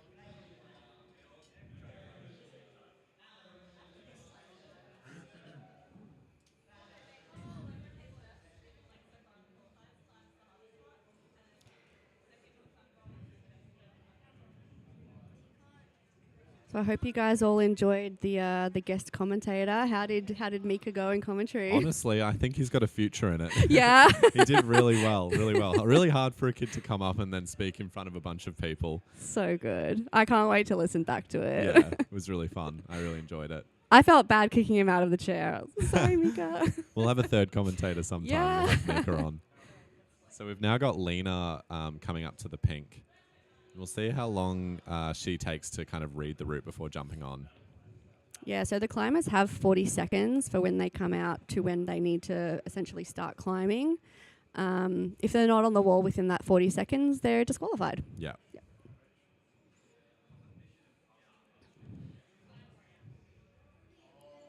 Wonder who's timing. Yeah, I know for sure that they have been timing that today because there was at least one person who overstepped the 40 seconds and they let it slide because, I think it was an open B category. But it's not that uncommon for people, especially in open B, to not necessarily know the rules. Yes. They tend to be newer, more inexperienced climbers or just inexperienced in the competition setting. Yeah. There's a lot of funny little rules like that people just aren't familiar with. And at this level of competition, we're pretty happy to let things like that slide. Yeah. Yep. So Lena spent quite a long time reading this route. I actually kind of like that strategy. She seemed to really try to get into the zone for some of these moves here. Yeah. And I've just noticed that is actually Tani on the wall because I thought I recognised her. Okay. And it looks like we've got our running order. our running order's a bit might mixed be a bit up, wrong. but 160, that's Tani. So Tani's actually a apologies, speed Tani. climber. Oh, okay, Yeah. cool. Yeah, so that's kind of her passion is in speed climbing, and she decided to sign up for state lead titles this year because she just wanted to do a competition. Awesome. That's pretty cool, yeah. I really respect that. Yeah. Takes a lot of guts to front up in front of a lot of people and Absolutely. to climb and be on live stream and everything. Yeah. So she's thinking about this move. This is one that I kind of threw for, just pushing up on the right foot. But I did see some people do it more statically by getting a high left foot as well. Yeah. For me, that wasn't really possible just because that puts me super off balance to have both of my feet up really high. But I saw a lot of people do it really, really well. So I wonder if she'll find that beta. It is a pretty gnarly high foot, that left. Yeah, she's gone for the lower one so far. Yeah. Oh, she's done. She's going to drop down. Competition setting is very difficult. Absolutely. She definitely threw herself in the deep end there, but there's no shame in giving it a go. No, that was really good. And honestly, if you are going to throw for that, it's like It's a kind of first draw. a It's so low scary. percentage move for sure, yeah. I felt like I only just grabbed it. Lucky it's a good hold. And also for me, I was stepping up onto my right foot as well, which doesn't have a lot of power. So it felt like, a little low percentage for me. And I can see especially why someone on lead would find that pretty sketchy. Yeah. I was saying to Mika before as well, why the setters would do something like that. Because obviously, we don't want anyone hurting themselves early on. No, for sure. Yep. We were kind of saying that they tend to do that to kind of fluster the athletes early on. Yes, Because exactly. to do a really high, low percentage move right off the deck, it's going to do something to your mental state straight away. For sure. It really puts you on edge, and it can go kind of one or two ways. Either it spooks you out and that's the headspace that you're in for the rest of the climb. Yeah. Or if you nail the move, it actually gives you a little confidence boost. Yeah. Yeah. So it goes both ways. Totally. Nice. So now I'm a little hesitant to go off the running order. Yeah, we'll wait till we see a bib 152. number. Yeah. So we have Gillian. Gillian. We don't know. Sorry. We'll go with Gillian. It's a G, so yeah, Gillian it is. So it looks like maybe Lena potentially withdrew or didn't make it into ISO. Not sure what happened there, but we've only got 2 in Open B female instead of the 3 that actually made it into finals. Okay. So Gillian looks a little bit more comfortable on these moves here. Yeah. She looks long. Yeah. Long and strong. Really good use of a smear there. Very efficient. I haven't seen her competing before, so I'm not sure if she's new to it or... Yeah, but doing well so far. Don't want to hold that. That's that's bad. That's a foothold. You're gonna We saw Joe go for that as well and also retreated very quickly. Thumb press maybe? Yeah, maybe if you like. Yeah.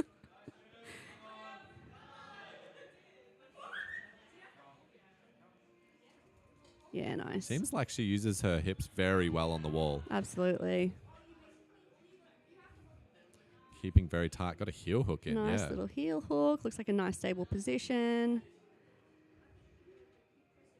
Yeah, it's honestly really hard to know if it's worth resting through this section as well because none of the positions feel that comfortable or stable. No. Even though the handholds are decent, it is mostly jugs.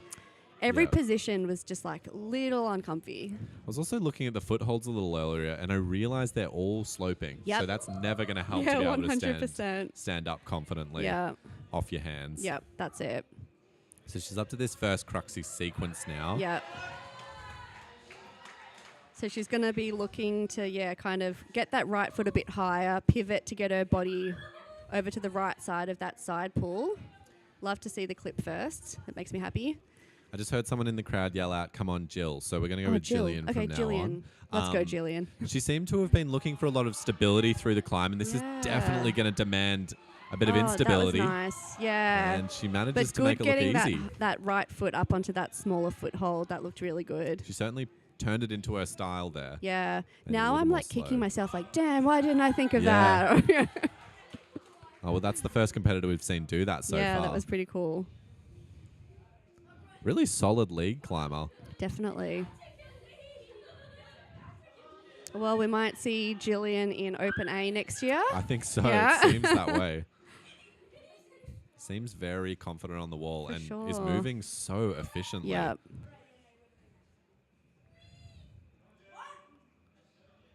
I don't know if I've seen her chalk up yet, though. No.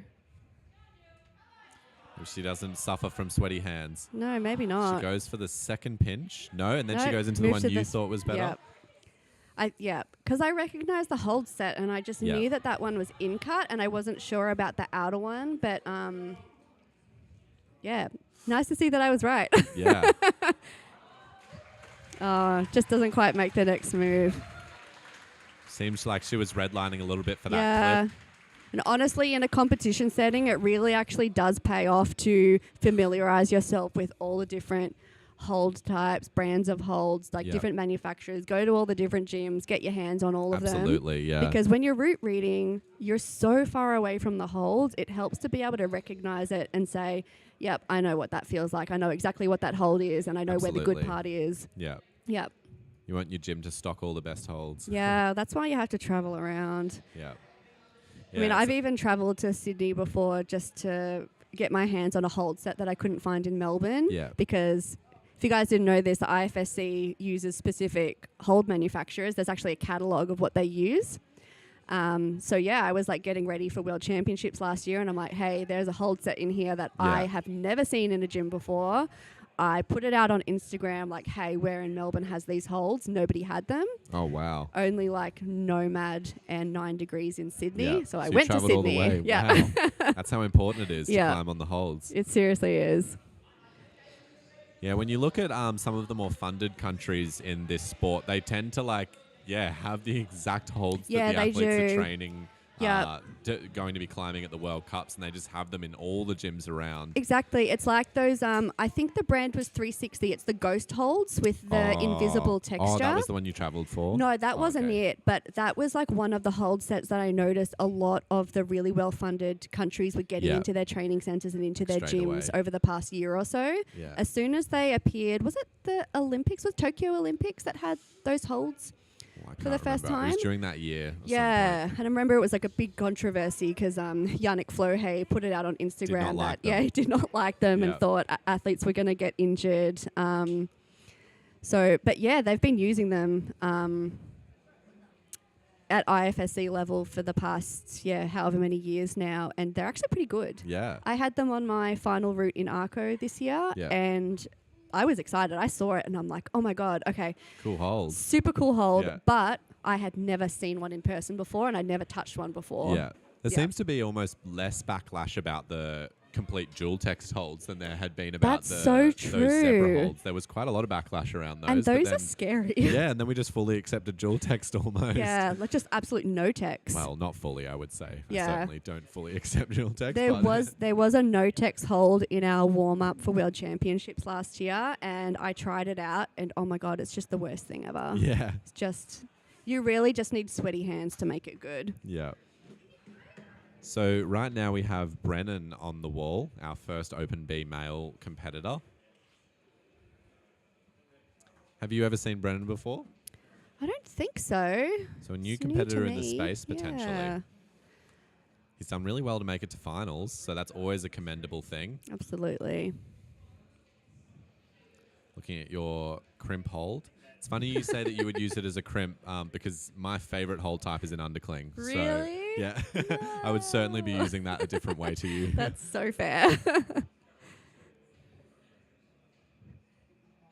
No, I had a pretty nasty undercling on one of my qualifier routes earlier today. Yeah. And so I just decided I was done with underclings. Yeah. I'm retiring from underclinging. Yeah, absolutely. Officially. Yeah. Oh, to be tall. I know. It's not Just fair. stretches to that move. Oh well. We can't all be that lucky.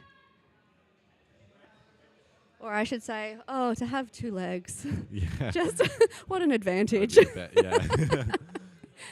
Honestly, 2 legs is aid, so.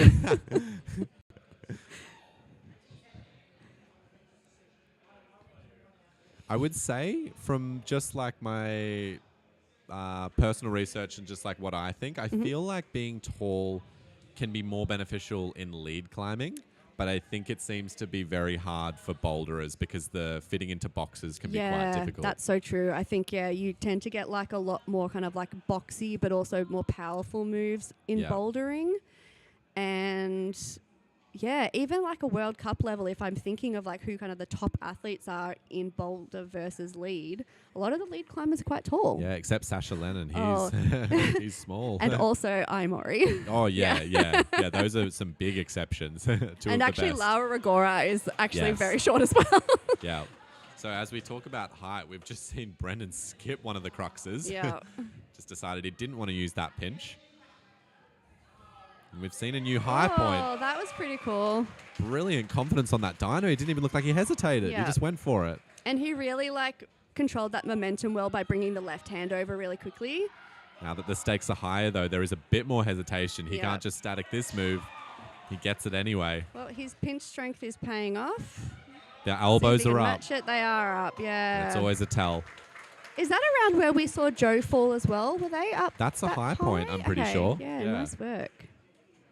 That's a pretty strong showing from first out for That was Open brilliant. Male B. You should be proud of that. Yeah. Just a thumbs up. No expression until he sees the other athletes. He does have the luxury of now just sitting back and watching everyone. Although, is that a luxury or is that Oh, sometimes it's a worse? curse. Yeah. Yeah, I remember once when, actually I think it was my first Innsbruck World Cup. I didn't do so well on the first route. I think I was 5th overall after we climbed the first one. And I was just sick to my stomach about not making finals. And I was first up on the second route. Yeah. So I climbed and I ran away. Oh my gosh. I you ran just didn't away wanna and see. I hid for like the Yeah. rest of the afternoon. I was Yeah. like, but I was also like frantically refreshing the results website because I wanted to know what was happening. I just didn't want to see it happening. You couldn't watch. Yeah, you didn't want I that. couldn't sort of, watch. yeah. It just like was freaking me out so much. Yeah. And the results website was not updating. So I had no idea what was happening. Maybe that was for the best.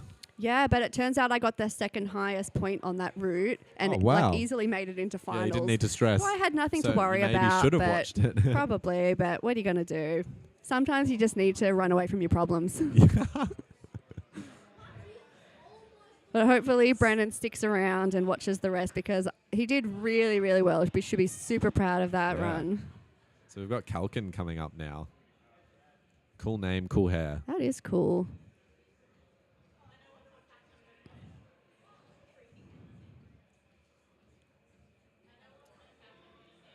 Got a bit of a bop in his step walking up. As I said, you usually see the way they climb by the way they walk up to the wall. Yeah. So I'm very interested to see this style. I think I've also just noticed another mistake on our Oh, okay. on Is our this run not sheet. Kalkin? No, so this is Tom and his last name is Kalkin. So we've unfortunately got the last names and first names mixed up on our list for Open Male B. I So the last apologise, climber Brennan. was, I believe, Michael Brennan. Good job, okay. Michael. Sorry about that. Sorry about calling you by your last name. We're just giving everyone nicknames. So So Tom.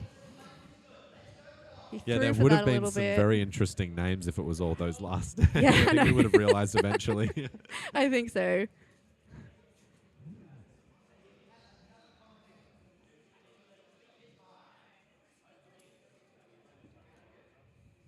Man, people really want to pinch that foothold. Yeah, it's Yeah.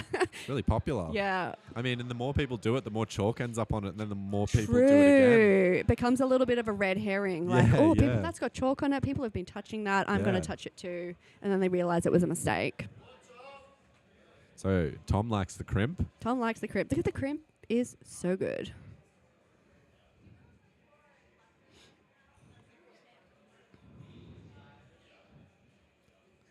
Seems a bit slower on the clips than some of the other competitors. Maybe a bit newer to lead climbing than some of them. Potentially. And his moves tend to be a little bit throwier, like not super controlled.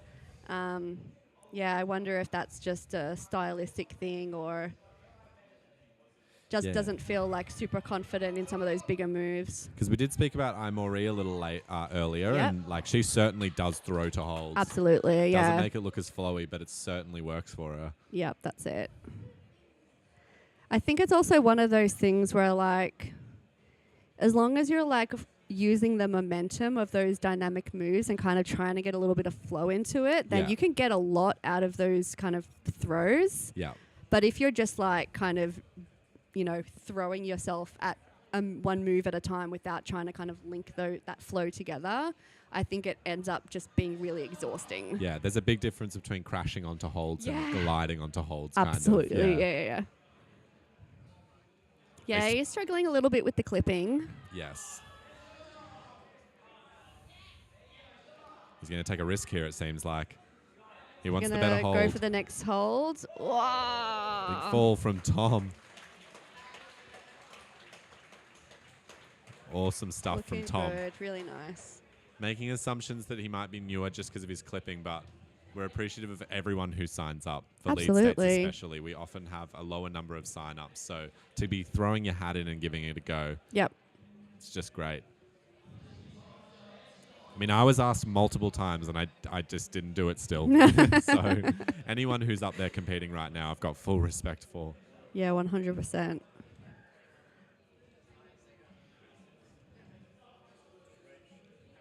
Maybe we'll see some of these climbers at Nationals in 2 weeks as well. So if anyone out there is listening, you don't actually have to qualify to compete in Open B at Nationals. You can just sign up.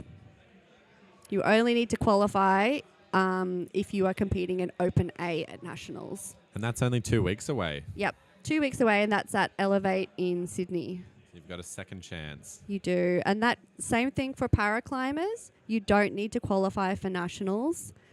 You can just sign up. If you haven't been classified before, then classification is the day before. So Nationals is on the 7th and 8th of December. Classification will take place in Sydney on the Friday, the 6th of December. So yeah, if you haven't competed before and you're thinking about it, why not make Nationals your first ever competition? Yeah. And Open A climbers, you need to get your special considerations in by tomorrow. That's so that is tight. Yep. So if any of you weren't competing today for whatever reason, but think you're worth going to Nationals and can get a good result, then get onto that tonight or tomorrow morning. And I did the rounds after the Paraclimbing Finals, and I went and talked to everybody and asked them if they'd signed up for Nationals yet, and encouraged a few people who hadn't to do so ASAP.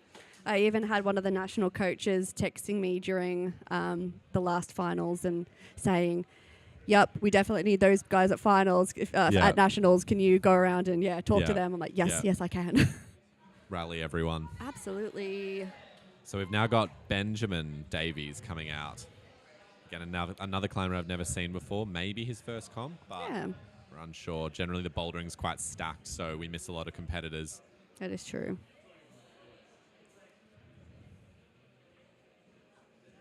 He's also got a little sideways chalk bag action going on. Yeah. But he has two hands, so I wonder what that's about. Yeah. I remember listening to a podcast a little while ago, and I can't remember who did it, but there was a climber who puts two chalk bags on and has them side by side like gun holsters. That's pretty good. One hand on one side and one hand on the other.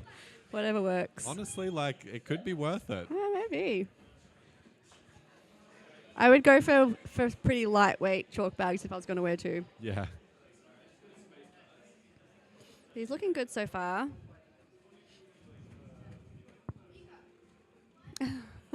We've We've got some people on the chat asking for Mika to come back. Hey, that's rude. No, maybe I'll sub out this time.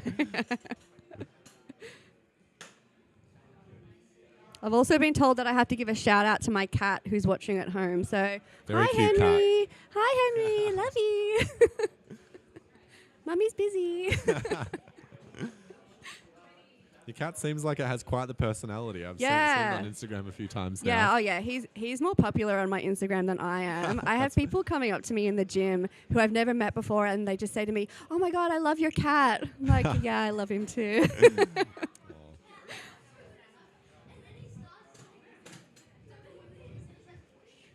If we get a few more bring back Mikas, I'll definitely sub him on from me for at least another 5 minutes. And I'm going to let Mika take the reins. He's going to be driving this car. He can be the play-by-play commentator. So yeah, let us know if you want to see him back. Oh yeah, just like send in whatever requests you have on the chat. We'll try and make your dreams come true. We have very limited powers, but...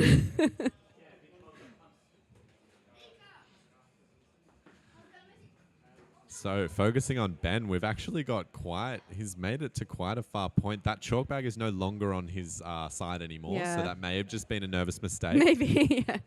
He goes for the in-cut pinch here. Yeah, I remember one of my first comps, I started climbing, I actually hadn't opened my chalk bag at all. So then it was so embarrassing, I had to do it That's on awful. the wall, yeah. Oh, well, there's that classic video of Yanya dropping her chalk bag halfway up. Yep. Ben going straight to the good hold. Oh, and he has a slip. Nice effort, though.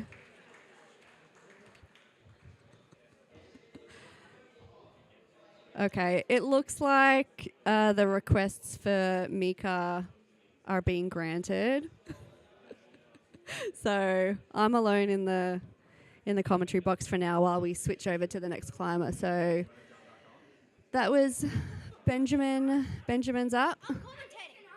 Oh, Mika. Mika's excited.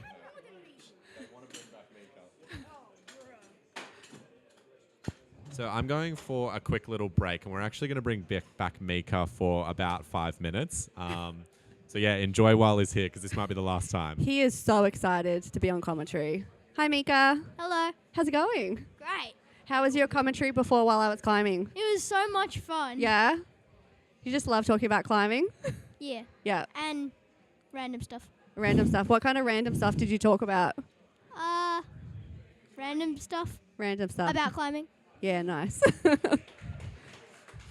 Your parents are climbing in finals, aren't they? Yeah. That's pretty cool. I think my dad's on either now or one after. Yeah, I think one after. So next up we're going to have Robert, and then your dad's after him. Yep. That's pretty cool.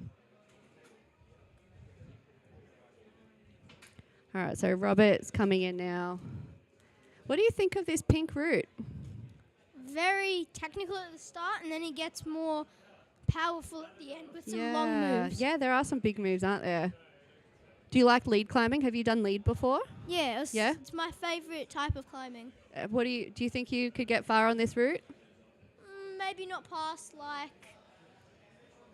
the long moves, because Yep. I'm not very tall. Yeah. There's a lot of big moves for sure. So he's taking his time reading the route.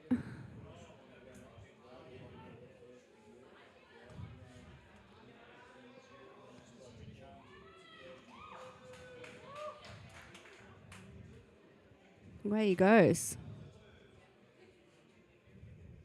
What's your favorite type of hold, Mika? It will almost definitely by far be a pocket. A pocket? Because you have tiny hands, you get your whole hand in there? Yeah. Yeah. Especially the ones you can campus off. Oh yeah, okay. So are you a boulder bro? Do you love campusing? I'm not campusing necessarily, but campusing on pockets is just really fun. Okay, that hits the spot. Yeah. How about you? Yeah, I love crimps. But I don't mind pockets because I feel like pockets are kind of just like an evolution of a crimp. Yeah. Yeah. Although I don't like the pockets that are secretly slopers. You know those ones that kind of look like volcanoes and they're really slopey on the inside? Like the one on the yellow qualifiers? I think so, yeah. Those are my least favourite pockets. Anything that's secretly a sloper is my least favourite hold. Agreed. Yeah.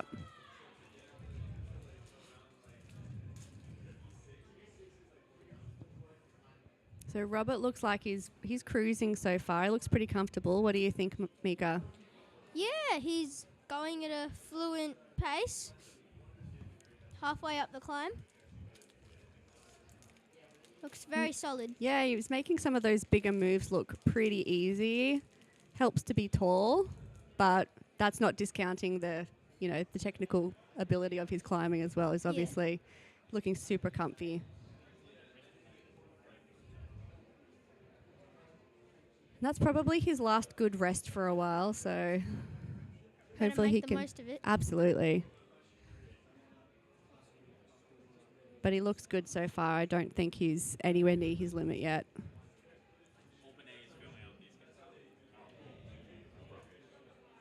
Oh, he's not quite sure about that. He probably wanted to go up with a left hand, right? Oh, he just readjusted it. Yeah, he made it work. Oh, an interesting move there. Yeah, he's probably a little bit twisted now, so he's got the sequencing a little bit off, but hopefully he can unwind himself. Yep. Yeah, he's done that pretty nicely. Mika, what do you do when you're climbing and you start getting really, really pumped and tired? I find the last or closest best hold. Yep. And try to rest on it and slow down my breathing. Oh, that's really good. What do you do to slow down your breathing? Do you do any counting, or you just try and breathe shake really out my slow and hands dip my hands into my chocolate? yeah, chalk. that's so good. Yeah, I think it's not just about resting your hands, it's about resting your mind and composing yourself, right? Yeah. It's a good climb by Robert. That was really good. Oh, your dad's up next. How exciting. Yeah. And your dad organised this whole event, right? Yeah. Yeah, that was pretty good. So Working very hard for the last couple of days. I bet.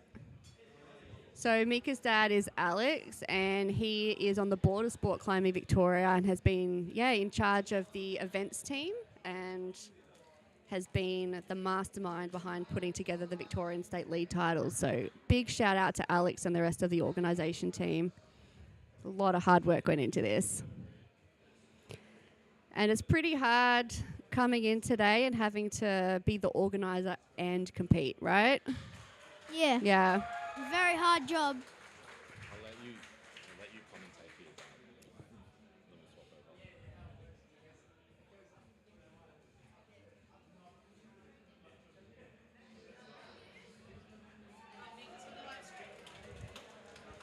Do you think your dad's going to get higher than everyone else? Maybe. Maybe? I feel confident in him. Yeah? You believe in him? Yeah. Yeah.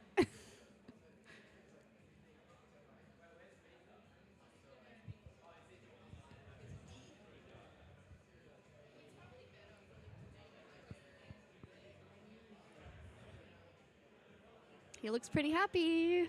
Very excited. Yeah. What do you think about how your attitude and your mindset affects how you climb? If you have a very high expectation, you may not necessarily you think too much of yourself, and then you may mess up a little bit. But do you think that you climb better if you're in a good mood, feeling happy? If I'm in the zone and if I've had a good day since. Yep. He's looking pretty good, so hopefully he's in a good mindset. He's going to get on the wall, feel really good about that too. Yep. He's taking his time, going through some of the route reading.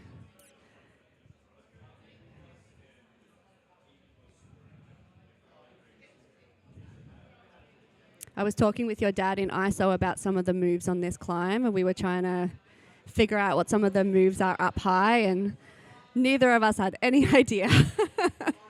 So he told me he's just going to wing it on some of this, but I think he's going to do really well.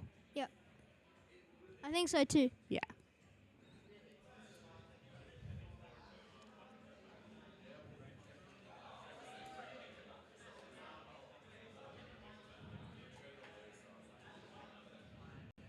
Looking good so far. Really nice smooth clips.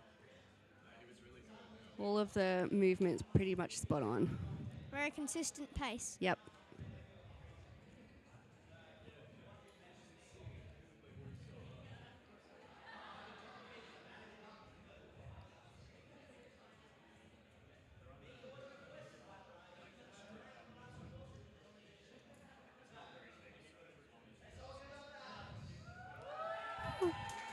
Getting a big cheer from the crowd. Yeah.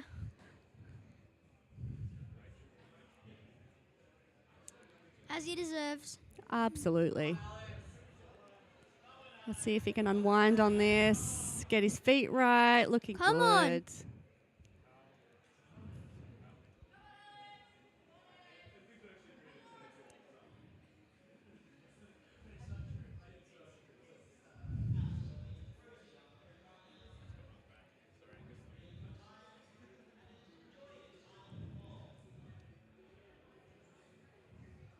Looking pretty comfy. Do you know what your dad's favorite hold type is? Do you think he would like this route? Yeah, it's definitely his style. Yeah? I think his favorite type of hold is definitely going to be like the half jug, half crimp, half sloper. A Frankenstein hold. Yeah, Frankenstein hold.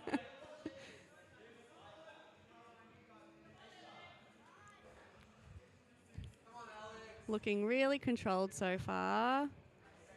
He's not sure what he wants to do here. Oh, he's going to have to go a little bit further. It looked like he was on the right track, but Yes. he's gone for the jug. Nice.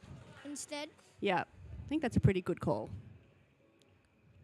I would maybe do that if I was a bit taller. Yeah, it's definitely a bigger move, but it's to a better hold. So if you have the reach, Yep.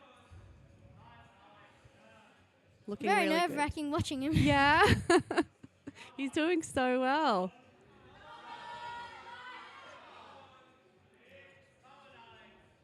Oh, and he comes off. Can't really stick that heel or... What an amazing climb. Mika, thanks so much for joining me in commentary. Did you have fun? Yeah, it was amazing. All right, we'll see you next time. Bye. Bye. I hope everyone enjoyed the little interlude. I'm back, unfortunately. Oh, no. At Bayside, we usually call, because their last name is Poborozovsky, we call Alex Big Pobber and Mika is Little Pobber. That's so cute. Such a nice family. Yeah. And we've got Mum up in Open A finals as well. Yeah, Sasha. that'll be really Yeah. exciting. The whole family. So sweet. I heard that they recently did a trip to Nepal together. Yeah. And Mika was telling me that he almost did a world record Oh, yeah. I of remember- like yeah. crossing some mountain pass, Yeah, like the being the youngest youngest. person to do it. It was like a month or two off or something, Yeah, he right? said it was like 14 days Ah. too late to be the Yeah. youngest person, or somebody just beat him. Well, if he stays in climbing, he might be breaking some other world records. For He's sure. quite the crusher, so... He's got plenty of time. Yeah. Yeah.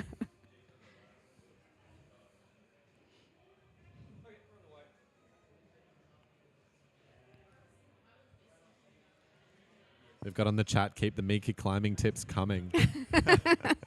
He's got some wisdom, that kid.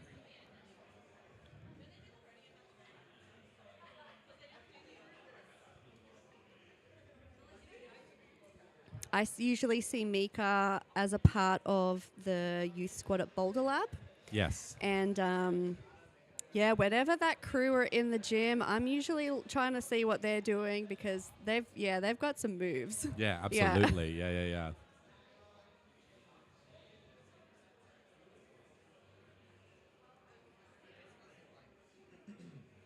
So we've got Tim up next. Hopefully that dangling number tag doesn't get annoying later on. Yeah. Hopefully he can just stay in the zone and not notice the number tag flapping around on his back. Yeah. I get real funny about number tags when I compete. I'm very like, it has to be straight, very perfect on my back, no like curling of the shirt. I'm a little bit of a crazy person about that. I'm trying to overcome it though. I would usually like take my shirt off, lay it on the ground and put it on exactly square, but then so many times I put the shirt back on and the tag like rips or like comes off and it's a little bit tricky to do on yourself. Yeah. You need to have someone who's like as equally kind of pedantic about it, put it on for you. Yeah. Made too many mistakes of getting my friends to do it. Yeah. When we're all in a flustered mood. Yeah. Maybe that's what Tim's experienced here. Someone just quickly whapped the number in his back just before he came out.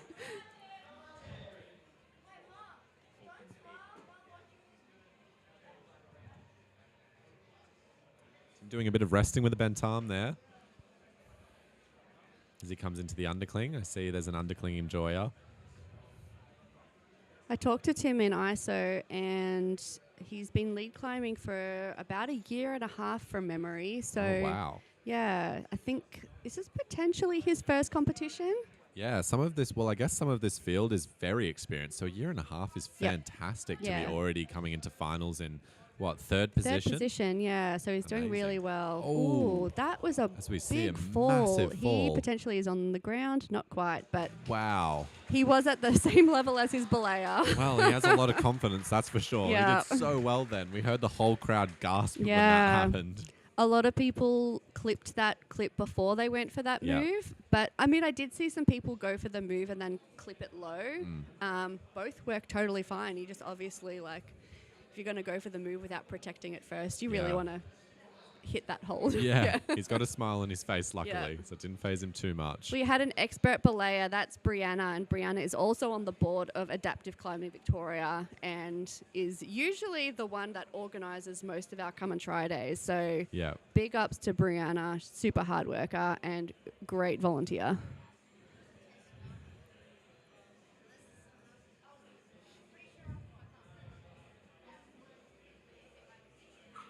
Yeah, a lot of the belayers that we have in finals in particular that are volunteering today, they are super experienced competition belayers because it is a little bit different to to belay on a route like this compared to something that you would get in a commercial gym. Yeah. There's potentially a little bit higher risk for big falls. You often need to leave out quite a bit more slack for dynamic moves. You don't want to short rope somebody in a competition setting. So yeah, you do need to be quite experienced.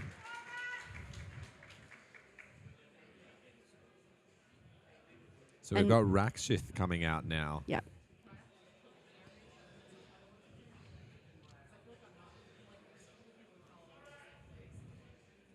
Probably a good time to point out as well, since I'm talking about belayers, that if you want to be a volunteer, including a belayer at the Brisbane 2032?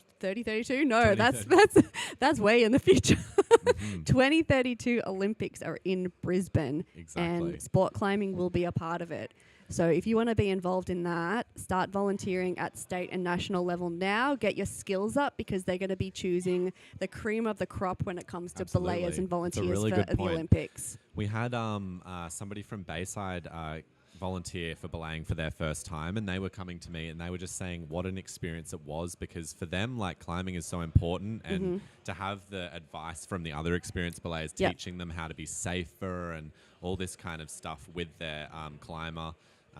He was just beaming when he was talking to me, and I was like, wow, you're so excited about belaying. So good. But he was just really happy that he got all this insight from all these different belayers. And I'm talking like it's a sport in itself, but it kind of is. I mean, I listened to a podcast recently with a USA climbing belayer. I think it might have been the That's Not Real Climbing podcast. Okay. And they take it really, really seriously over there, especially. They have this group called USA Belay. You can follow them on Instagram under that name. Oh, wow. A belaying dedicated Instagram. Yeah. And they're really dedicated to kind of formalizing the learning process and putting a little bit more structure and documentation behind it. Yeah. So that it is more standardized across competitions around the world. Yeah. But there are some really dedicated belayers out there. I really think all that infrastructure around climbing is super important at the moment. There's a lot of Totally. talk around the route setting, having Yes. more like solidified pathways Yep. as well. Everything we do in climbing should be considered a skill that can be practiced, essentially, in my Yeah, belief. that's it. Like more certifications, around route setting, around coaching for climbing specifically. So obviously you can get a coaching certificate, but there isn't any climbing specific ones or anything like that. So it's something that I think we'll see in the next, probably 5 years or so for sure. It's certainly taking off now. We're getting some more funding. Yeah, now that we are an Olympic and a Paralympic sport. Yeah. So the funding, look, we don't have it yet, but it's on its way. So Rakshit And a is trying big move really up hard. there. He goes for the dyno. I and love the falls off. commitment. Yeah. It makes me really amazed with Michael earlier. I didn't even realize there was a dyno coming up, and Michael just know. committed straight away, and Absolutely. seems to be the He hardest was move just of the route. there, yeah. Yeah. Super impressive. So we do still have Michael in first position. And he qualified in last for finals. Yeah. Super interesting. I mean, when it comes to finals, qualification scores don't mean anything except for if you get to the same point on the route as somebody else, and then there's a count back based on your ranking and qualies. Yeah. But for the most part, it's open game when you get to finals. Yeah. Yeah. We don't often see in Bs the well, I mean, I guess it depends on the depth of the field, but I certainly wasn't expecting the B field to be so shifting through the comp, as we don't have a massive field. But yeah, we've obviously seen some great performances from some of the earlier people. That's rivaling that of the people that qualified in first position, which has been really impressive to see.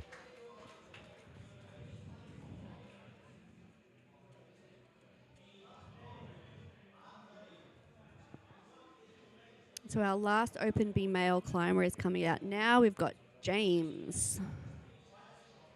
James qualified in first, so he climbs last.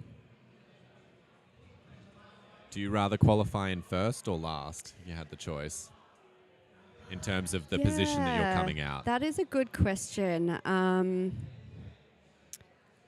actually don't know, but you've made me think of an interview that I heard with Stasha Geho. It was talking about being strategic in a boulder round so that you end up coming out first for the harder boulders. Okay. So you purposely jinx yourself or something in the previous round. So you're saying some climbers are so good they can choose the spot that they can place in?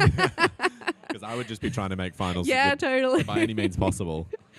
That might have also been That's Not Real Climbing podcast, where she was talking about essentially gaming it so that you come out first in later rounds, and that way you have fresher boulders.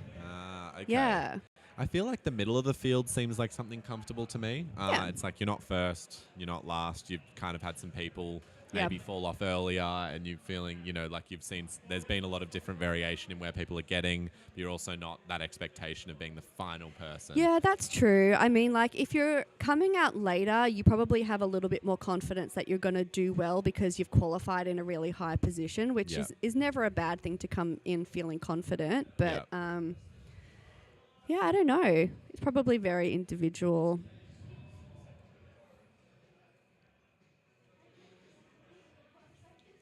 I mean, I'm pretty consistently coming in second in World Cups at least. So do you also qualify in second a lot of the time? Yeah, I do. Well, yeah. this is not last. Yeah, I'm very consistent. So so I'm just always in the middle kind of. Or towards the upper end, but there's usually only 4 of us in finals. So do you find the positioning of how you qualify has changed a bit, or have you found that you've qualified in a similar position to what you are coming out in? I think in my first season, I was almost always qualifying one position lower than I would finish in finals. Okay. So I would probably consider myself a better finals climber than a qualifier. It's probably a better quality to have. Yeah, probably just better on-site skills. I'm better at route reading things quickly rather than obsessing over forerunning videos and memorizing beta. Well, you did mention you like to rest a lot as well, so that definitely helps. Yeah. But now I'm pretty much consistently always qualifying in second and also finishing finals in second. So I'm looking to bump that up one Yeah, more place yeah. again. Yeah. It's good to have someone pushing you, obviously, because if you're constantly coming in first, then maybe you don't have that person in front of you that's causing you to always want to get better. That's true. There's definitely someone in my field who's like setting the bar pretty high, and I'm feeling good about it because I can see myself getting closer and closer to them. I came really close in Arco. I was probably only about 4 moves behind them in the finals route, so missed out on gold by a little bit, but really happy with my progress over the last few years. Oh, he also falls at that tricky move. So quite a bit lower than a lot of the others in his field. Fell a little lower? Yeah. Yeah, he did seem to. Maybe the pressure of coming out last really got to him because, as we said, he did qualify in first position. That's it, but looked super good. Really nice climbing. So that concludes our Open Bs. We're now going to have our Open As come out. So these are the best lead climbers in Victoria, essentially. We probably have a few big names missing that you might normally expect to compete in a state titles, but like we said, Nationals is coming up in 2 weeks, so people are probably saving skin and energy for that. Yeah. We do have some interstaters coming in, probably for the experience factor, I'm assuming. Sure. Yeah. Oh, yeah, we did have Boulder Nationals, 2 weeks ago? Yeah, roughly. And both of those are also the Oceania Championship. So those competitions in terms of, rankings and, being able to make the national team and get support at that level, those competitions is more important to do well at them compared to a state level. Yeah. The last time we had our Continental Championships, it was for qualifying for the Olympics. Yeah, that's it. Generally, we don't have Continental Championships in place of our Nationals. Like the last few years, we've just had our regular Nationals events. So I think there's been I guess when it becomes international, I think the intensity towards the competition certainly increases, just by the nature of the competitiveness of it. That's it. And the pride in it. But yeah, we're really excited to see what happens in that event in 2 weeks coming up. Yeah.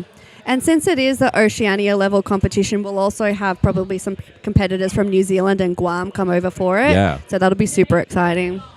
So we've got our Open B men's results up on the screen. These are preliminary results. They might be changed, but right now we have Michael up the top, Robert in second position. We've got 2 Roberts.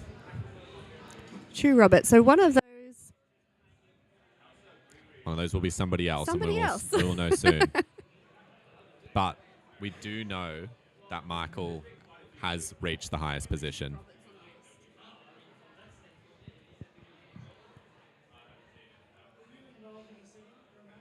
Yeah, Michael really crushed that route. That was great to see. So much confidence. Especially first out.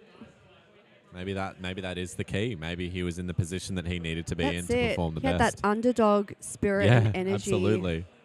A quick shout out to Climbing Gems, just popped up on the screen, one of our sponsors for today's events. Beautiful handmade chalk bags made from recycled materials. Check them out on Instagram.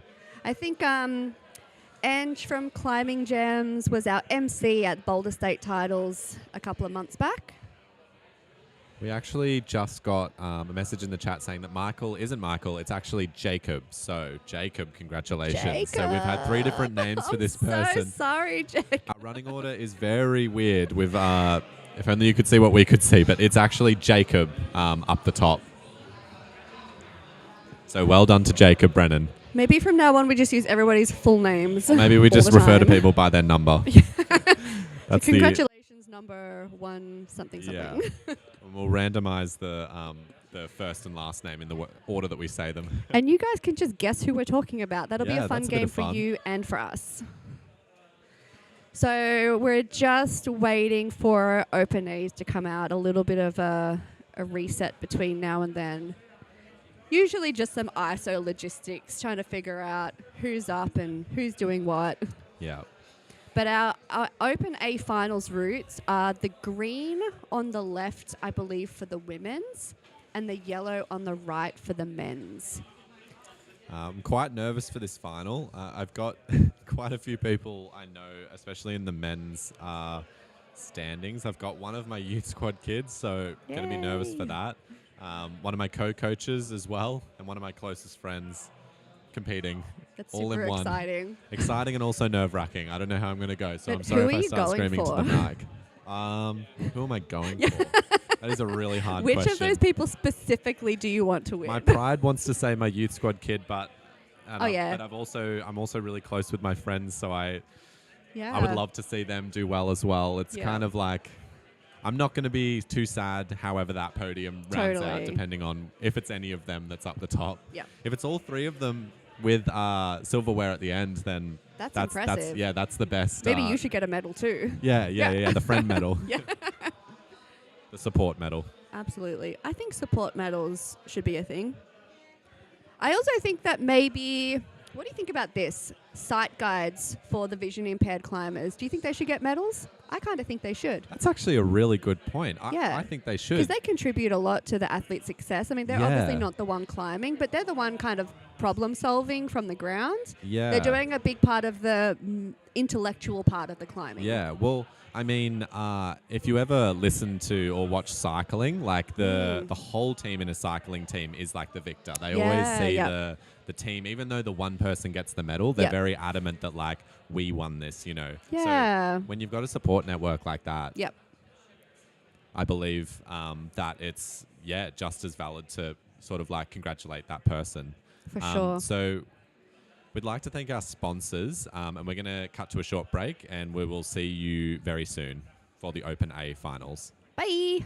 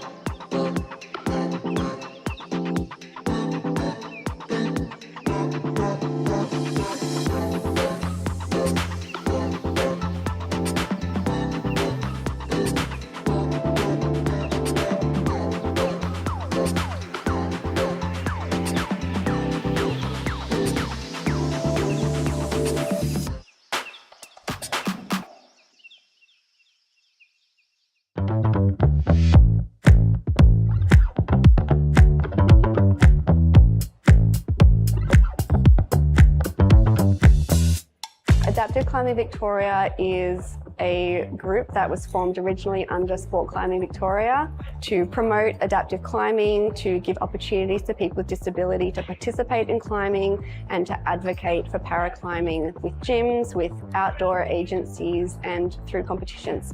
Climbing's for everybody, like anyone who is a mover can climb. Because there's no one way to climb. It's free form, you can do it however suits you best. There is a specific dopamine, I guess, that comes from, like, I think a lot of people with disabilities, you don't often get to be in the from the perspective of like being up really high and being able to look down on people. You're often looking up. So like that's a really unique perspective that you don't really get a lot of the time. So being a below knee amputee, I guess feel a little bit wobbly sometimes on the ground, and walking is sometimes really difficult, but being able to move with my entire body, it's a really kind of freeing experience for me. I just love the movement of it.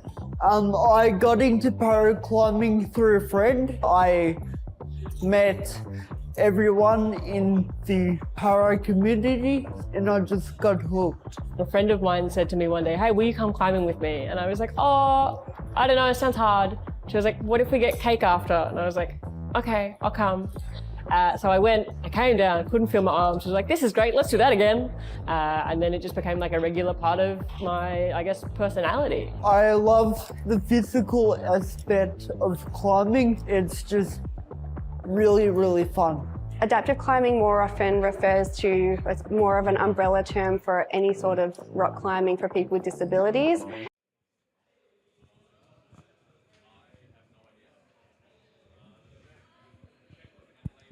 We are back with open A's. They are already on the wall, and we've got Phoebe and Marte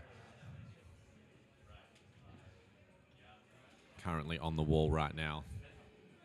So Phoebe looked like she's cruising so far. She's already quite a little ways up, so sorry we're a little bit late on this, but yeah, I've seen Phoebe at a few boulder comps the last year or so. Yeah. I don't think I've seen her in a lead comp yet, so super exciting. Really strong climber. Yeah, she's been competing in the youth recently. She was at the youth boulder champs, so I guess she's now trying to transition into the open category. So very exciting when the youth do that, because we really don't know what to expect some of the times. Sometimes the youth categories are very matched up with the open categories. Yeah.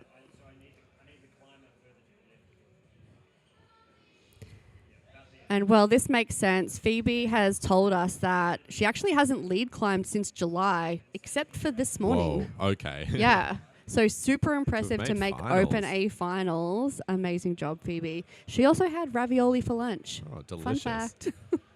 Marte also says, and I'm sorry if I'm not pronouncing the name correctly, but it says this is his first time being in a finals. So fun. That's Do you remember so your first time being in a fun. finals? Well, I guess it was my first comp. Okay, yes. Because I've made finals every comp. Yeah. It's an experience to remember. Yeah.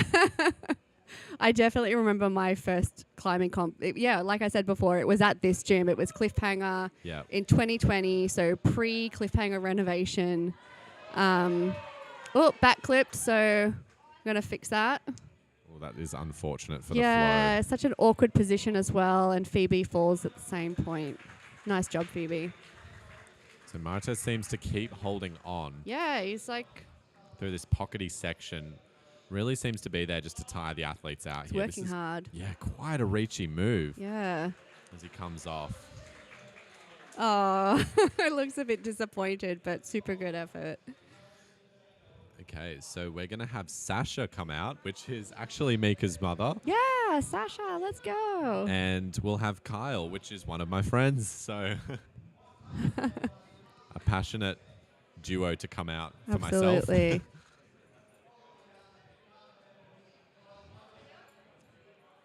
Kyle, fun fact, is after he finishes this comp, he's going straight to the airport and going straight to Laos for some lead climbing. Wow. So that is a dedicated climber right there. Super nice.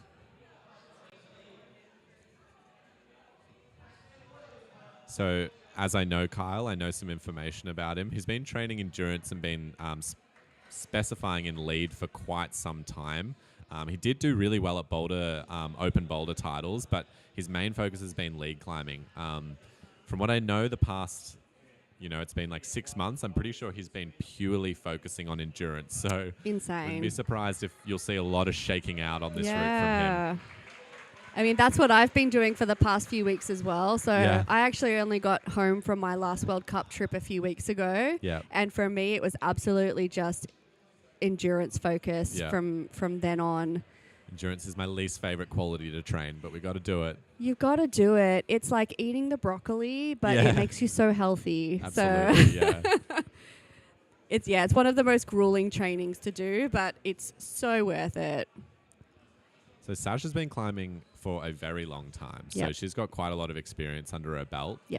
It'll be really interesting to see how she cruises through this. From my understanding, not a lot of comp experience. Is that right? No, I'm pretty sure. Well, I've certainly never seen her on a competition stage. Yeah. I was talking to her earlier today, and she said that one of the reasons she signed up is because Alex, as we said before, organised the event, and he told her to. So, yeah. They needed some more people in. She may be doing this under duress, but I think she's having a good time. I think so. I mean, she's made it to finals. She made Open A finals. So awesome.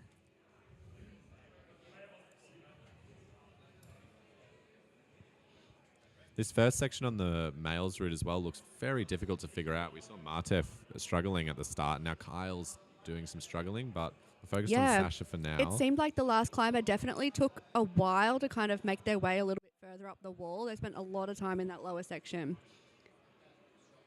Because it's a kind of awkward stemming. Yeah, he's made his way through insecure. it now. Sasha's moving quite consistently now. Nothing seemed to have stumped her yet. Yep.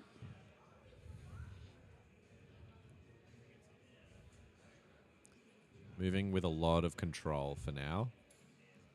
Kyle using his reach to get a clip in really early. That'll be really handy because now he can do a few more moves without having to sort of stop and clip, which can really wreck the flow. That is definitely one of the things that I notice most about lead climbing versus top rope, because obviously paraclimbing, at least at the moment, is done on top rope. Yeah. But I do most of my training, when I'm not bouldering, I do it on lead. And I climb completely differently in both formats, and it's a lot easier to kind of get a flow going on top rope. At the same time, I find lead climbing is really good for my pacing because it gives you a chance to slow down, to stop, to, you know, reassess your life, to consider your life choices. So like I mentioned, Kyle's spending some time resting on some rather not good-looking pockets there. But as I said, he's been training his endurance, so that might be just enough for him to just sit and kind of get some energy back. Yeah, maybe the pockets are a tiny bit better than they look from here, but who knows? These are really, really strong climbers, so they could be resting on absolute garbage. Sasha's she's shaking a little bit, but she is on a decent hold, so she's going to spend some time to rest now. Yeah. As we see Kyle slip.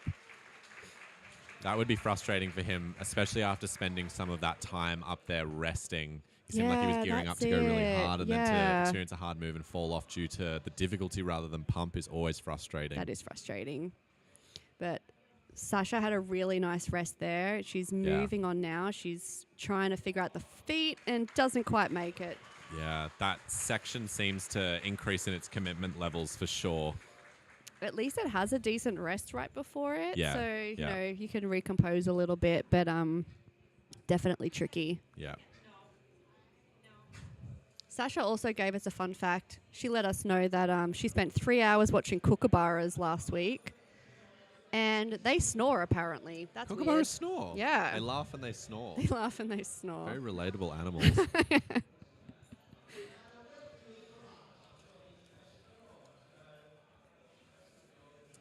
We love the fun fact sheets. We're just right now kind of searching through them to get our next competitors.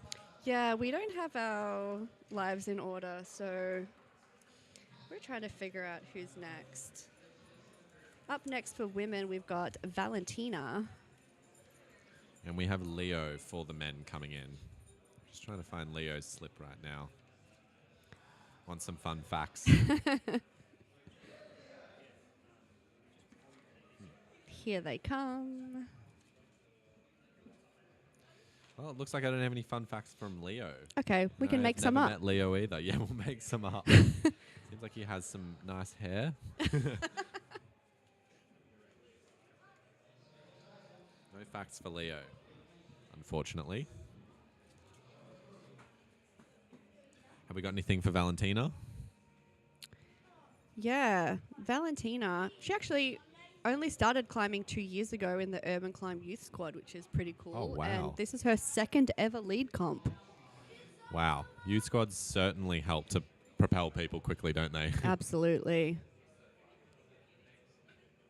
Yeah, if you have a child out there that is interested in getting into climbing, do it. Do Everywhere it now. Everywhere is looking for the talent. That's it. Don't leave it too There are some late. great youth squads out there. You can come and compete against Mika. Yeah. Not an easy challenge. No.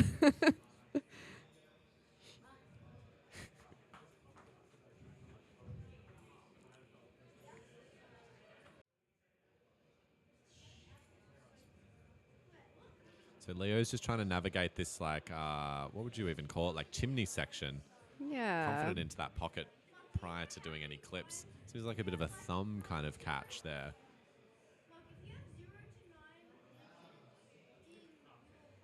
Valentina's got some good flow going on now on the green route. Yeah, she's looking pretty comfy so far and quite flowy. Oh, an early slip from Leo. That would be so frustrating.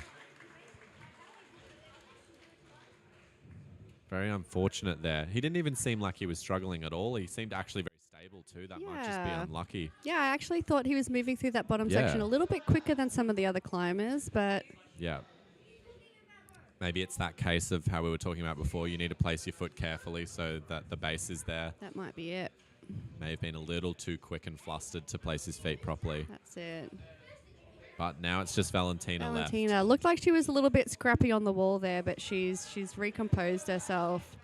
Found a rest on some of the crimps. Little slip there, but composes herself. Getting close to the section that we saw Sasha come off. Looks like she's trying pretty hard at this move. Yeah, and just misses the hold. The elbows were raising, and that is usually a good tell. Yep.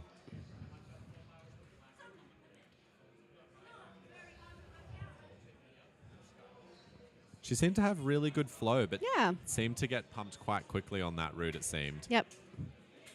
Valentina, her birthday is on Valentine's Day. That's why she's named Valentina. Really? Oh my That's so gosh. sweet. So we have Sam Gullifer coming out for the men's, and we will have Chloe for the women's. So Sam is my co-coach, so I'll be going for Sam for sure. I don't have any fun facts for Chloe, so she's a mystery. So for to us Sam, all. we have comp kid turned rock climber who likes getting pumped. And his fun fact is finger injuries can't get away from me. That's certainly true. Sam actually, and this is the first time I've ever heard about this, tore his, I think it was his FDS, so flexor digitorum superficialis. Anyway, the finger tendon that attaches to the end of the finger bone from the forearm snapped off in his middle finger, and it's not been recovered. So he's fully relying on only, because we have two finger tendons, for those of you who don't know, per finger, and he's relying on just one of them, and it's his middle finger. So a very crucial finger as well. That's super interesting. He was told that he would never climb again. But look at him now. I believe he You climbed. don't need fingers to climb. No, apparently not. He's very tenacious. I would put it down to that, to be honest. That counts for a lot, honestly, Absolutely. especially in competition climbing. Yeah. He climbed 8A only a couple of months after the finger injury as well, after he was told that he wasn't going to climb again. So oh amazing. my God. So the Very moral good of the lead story is don't listen to doctors. He's found a no hands rest. See, we That's don't so need fingers to good. climb. Actually, do listen to doctors, Yeah, but no, also listen to like doctors. But take it with a grain of salt, maybe. I'm a medical scientist by training. I really should not be giving that advice. Definitely some listen to insurance. doctors. Yeah. So we've got Chloe finding some flow on the route as well. Looking nice Sam so finding far. a really awkward clip there. Potentially not the best position for him. Here's a fun fact about Chloe. She's wearing socks. Oh, wow. Yeah, we Yeah. don't see that very Yeah. often. She's styling in socks. I Crew think socks. I've only ever seen one other open A climber wear socks. Yeah, That would be interesting. Dylan Marlowe. Oh, is that a Yeah. signature of his? I think it would be at this point.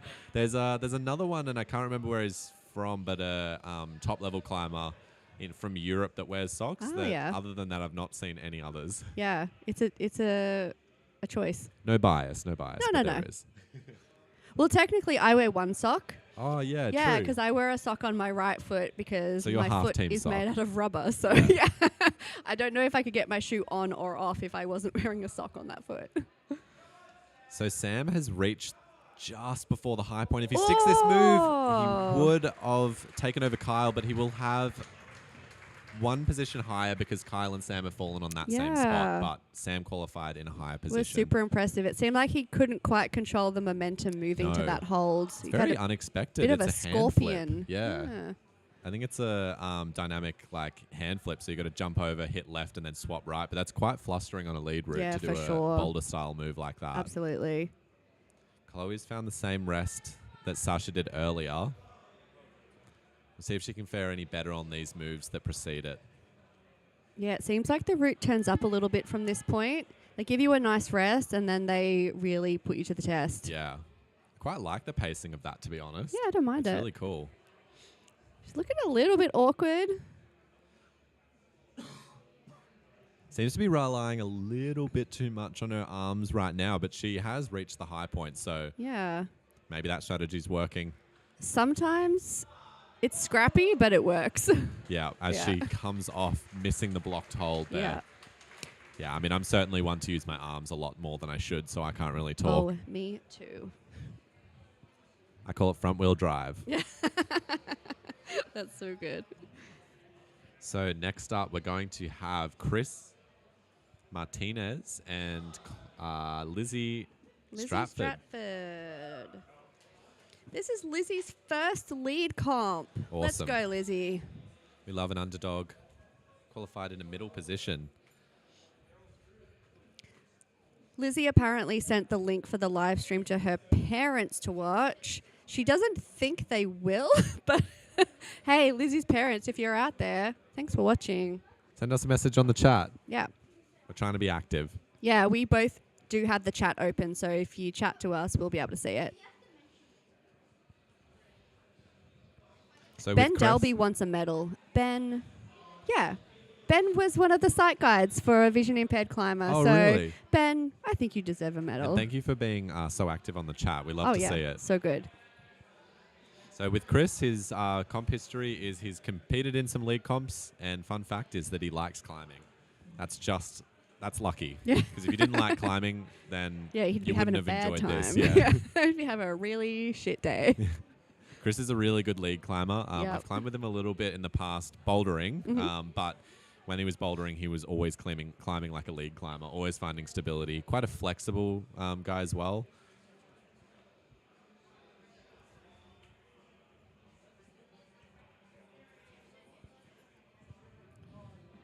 They're both going to soak up the time reading the route before jumping on. Yep. Sometimes it's definitely worth just taking a few seconds to have another quick look, especially if you've been in ISO for a long time between your observation and when you actually come out to climb. Yeah. It's easy to forget.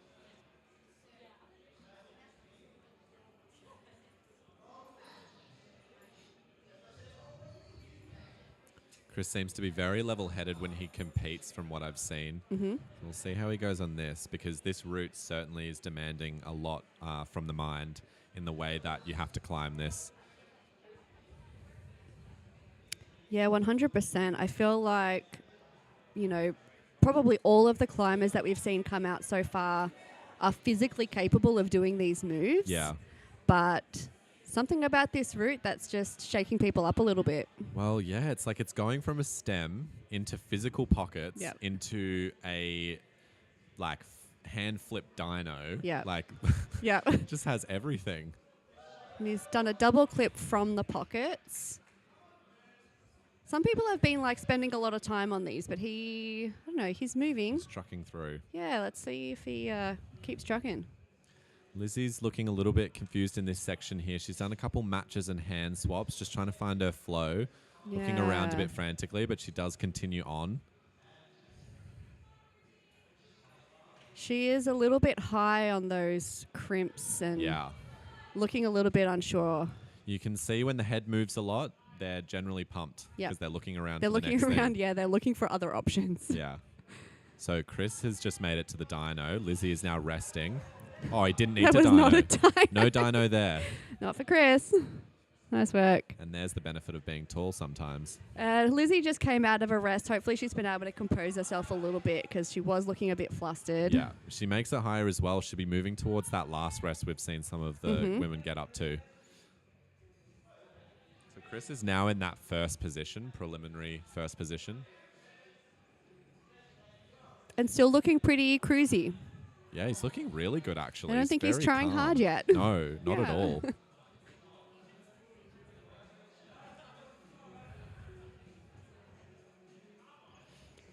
Lizzie's moves are starting to look a little bit desperate. Yeah. There we go. Just came off before the rest. She did really well, though, despite the fact that she looked really pumped a lot earlier on. Yeah, she seemed she to had find a rest and good keep fight. trucking. Absolutely. Yeah. So now we just have Chris on the wall. He's made it past the volcano pockets. Does a big move. Elbows are up now. Here comes some of the bigger moves on the route as he Ooh. slips. Just a little slip. I think he did really well, though. He did seem like he was fighting by the end there, but Yep. to have a slip is really frustrating. It's honestly one of my least favorite ways to come off a route. Totally. Yeah, like when you slip off and you feel like you had more to give. Yeah. Super disappointing. Well, you but he train- was fighting. Yeah, absolutely. I guess you train so hard for these kinds of events. You want the reason that you fell to be that you know, like that you feel like you could have used all of that training sort of thing. So if you don't get pumped, it's like, well, what was that all for? Yeah, you want to like hit the ground and not be able to untie your own knot Yeah, because you're that's so the pumped. goal. Yeah. Even if you come last, that's a good Yeah, feeling. yeah, when you come to the exactly. ground and you're like, I am so pumped. Yeah, you gave everything you had to give. Yeah. I mean, unless you top the route and then, you know, I mean, if that's you come better. down to the Yeah. ground and feel like you had more to give, then wow. That's probably the best case scenario. Yeah. It doesn't happen very often. No. I wonder if Yanya feels like she had more to give when she tops a route and comes down to the bottom. I remember there being dialogue around that a little while ago where Mm-hmm. she was saying that the women's routes were not hard enough and she was getting to the Wow. top and feeling like they were, too easy for her. But But you know that classic thing they do in lead World Cups where the last move is a dyno? yeah. Sometimes she doesn't make those dynos. That's true. That's yeah. true. And I think this was during a time when there was a lot more than just her topping. There would be sometimes like three people topping Well, a route. yeah, if And I that think many people are topping, then they're obviously not getting good enough separation. And yeah. I think that's a very fair request. So we have Leroy Harley. He was here last state titles we ran. He made it to finals. I can't quite remember what position he came, but we'll see how he's developed. He's from Tasmania. And we got Beth Bowman on the women's side. Beth has been a comp kid since 2012, so I think we'll see, a lot of that competition experience come out on the wall. She throws her arms up like, I don't know, like she doesn't know what she's doing, but I think she does. Yeah.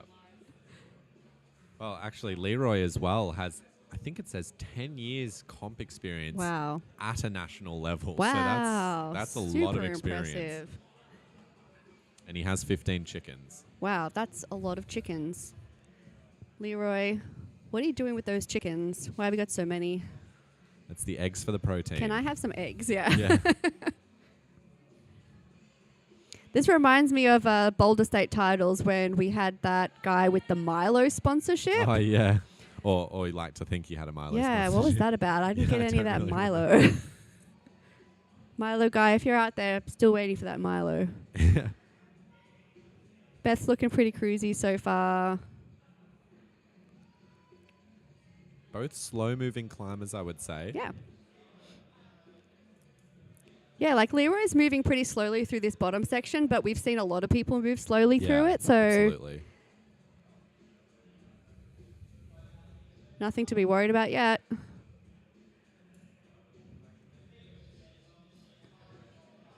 Both climbers are looking very composed. It's very impressive to see. Yeah. Rory has to commit to a bigger move there. Interesting hole. He seems to not be grabbing the pocket, so there must be something else Yeah, can't it is see. like a really textured hold, so there Yeah. must be something else there that's good on it. Or he just has like crazy finger strength and Yeah. can grip onto anything. Maybe it's all that protein. Yeah. I remember a coach telling me a long time ago that Leroy has the most talent they've ever seen. So hopefully he wow. lives up to that. I can't remember who said that, but there was some kind words spoken about him. Man, is that a blessing or a curse Yeah, I having know. someone say that about you? Beth's fun fact is that she really likes dinosaurs. That's cool. I wonder what her favorite dinosaur is. Yeah, maybe we should ask afterwards. I wonder if it's a triceratops. Get it? Sarah does. That's a good one. Thanks. Leroy opted to static the dyno again, or Yeah. static dead point the dyno and not do the hand flip.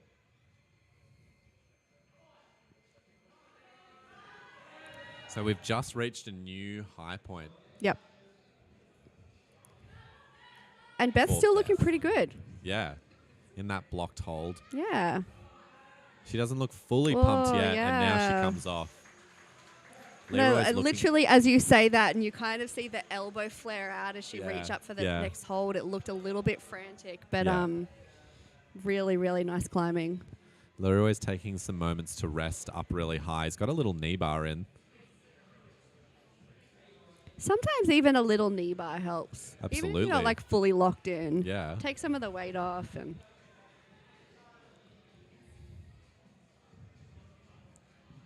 Hopefully you're still feeling good. Oh, a nice cross through. Very confident on that one. Yep.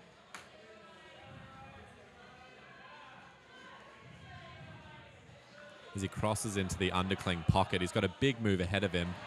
Really Makes nice. the next move. You can really see like the technique, the years of competition experience in Yeah. a climber like this. So I think we've reached a new high point here. So we're up to hold 32, where Chris was. He fell at hold 29. So Leroy is now in preliminary first position.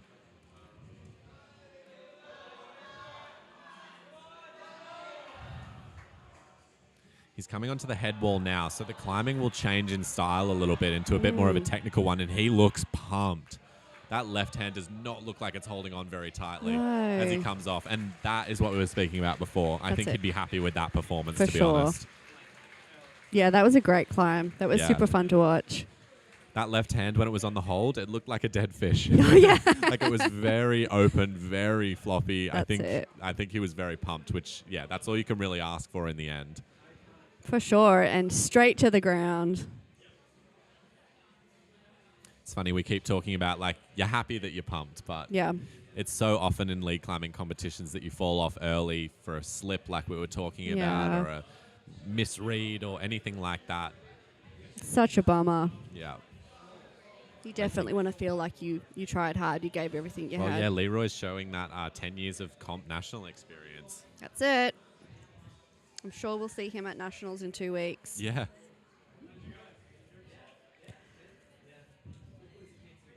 So I've got no information about Fahim. He's coming out next. And on the along with women's, Lucy. we've got Lucy coming out. Oh, no, I But apologize. Oh, no, I don't have any. No, you it doesn't can matter. tell that Leroy is pumped because it took him so long to undo that knot. Yeah, there you go. That's exactly what you were saying earlier. Yeah.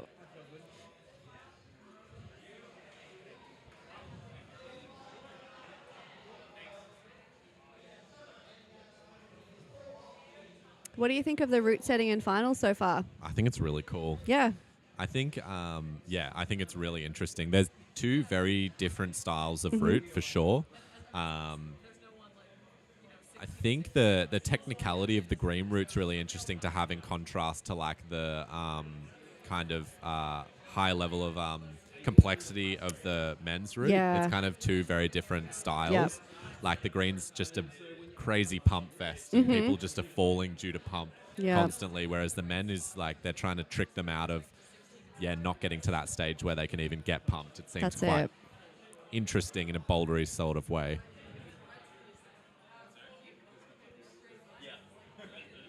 I think you would obviously rather be climbing the green route because of the cribs. I think I would Yeah. too. I That actually yellow think route's I could scary. do a lot better on the green than the pink.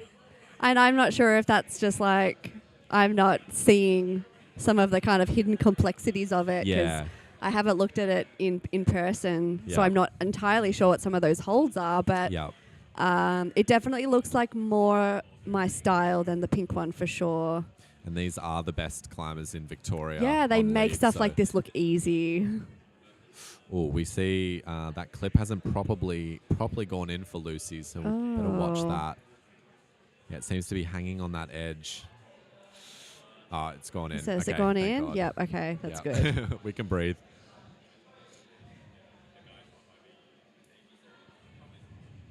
So Fahim's now in the pockety section. He's making it look quite a lot easier than some of the other competitors. He looks quite relaxed right now. Mm-hmm.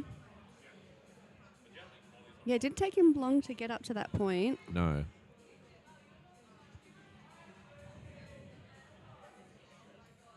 So Lucy actually only started comp climbing a year ago. Wow. So I feel like we have a lot of like fairly new comp climbers in the Women's Open A today. A lot of talent coming through. Yeah, but Lucy was also a part of the Urban Climb Youth Program. So she's mainly done youth bouldering competitions before this. Yeah. Her fun fact is also that she likes climbing, so thank God. Thank God, Lucy. One would think that would be an assumed fact for most people. So Lucy's now getting up to that resting position. We'll see if she decides to use it for a rest or continue. As Fahim sort of struggles through the well, not struggles, but he's moving through the volcanoes.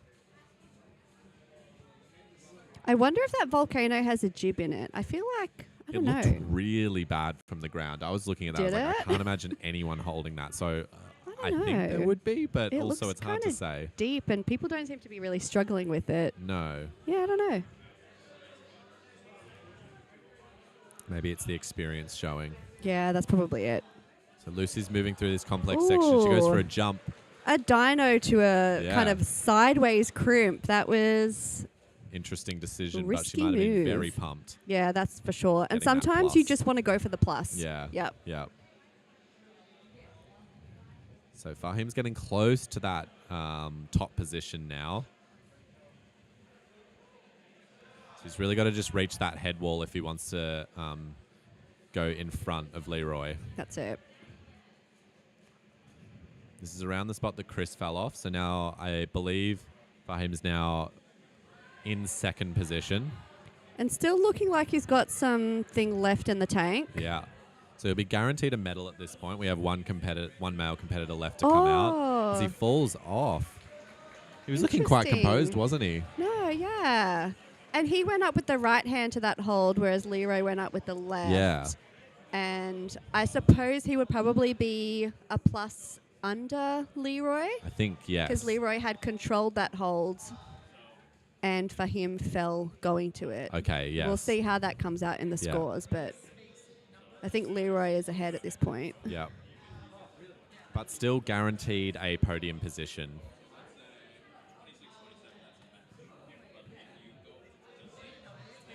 So that means one climber left on each of the men's and the women's routes. So these are our top qualifiers for Open A men's and women's coming out now. This is where I'm going to get quite nervous because we've got Jimmy Smirk coming out for the men's, and that is one of my youth squad. So we'll see how he goes.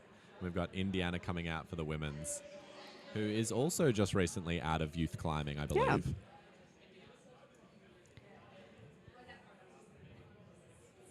Yeah, I've seen Indy in quite a few comps over the years.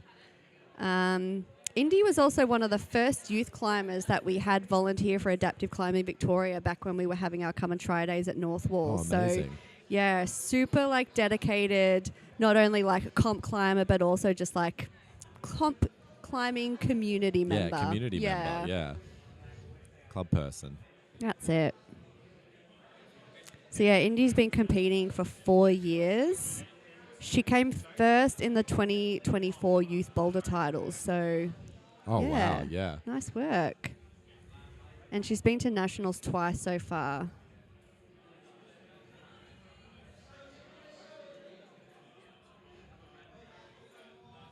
So both climbers navigating their first sections. Indy's matching on that hold. Jimmy quickly into the pocket section. Moved through that chimney section quite quickly. So you knowing Jimmy and his climbing quite well, how do you think that he's going to go on this route? Do you think this is his style? I think it's his style, but it's quite complex. Yeah. In the past, he's had a tendency to rush certain moves, and there's that like dyno move further up, so I worry slightly about that one. But I don't want to place any... oh, yeah. You don't want to do I'm quite nervous sitting here, to be honest. He's looking good so far. He is, yeah. Seems quite relaxed. Yeah. And Indy's looking pretty cruisy over on the green route.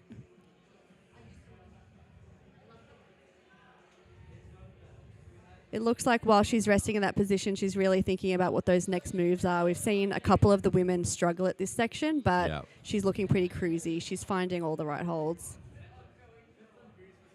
So Jimmy goes for the match, and he pops up into that hold. He makes it past that move I was nervous about. So that's good.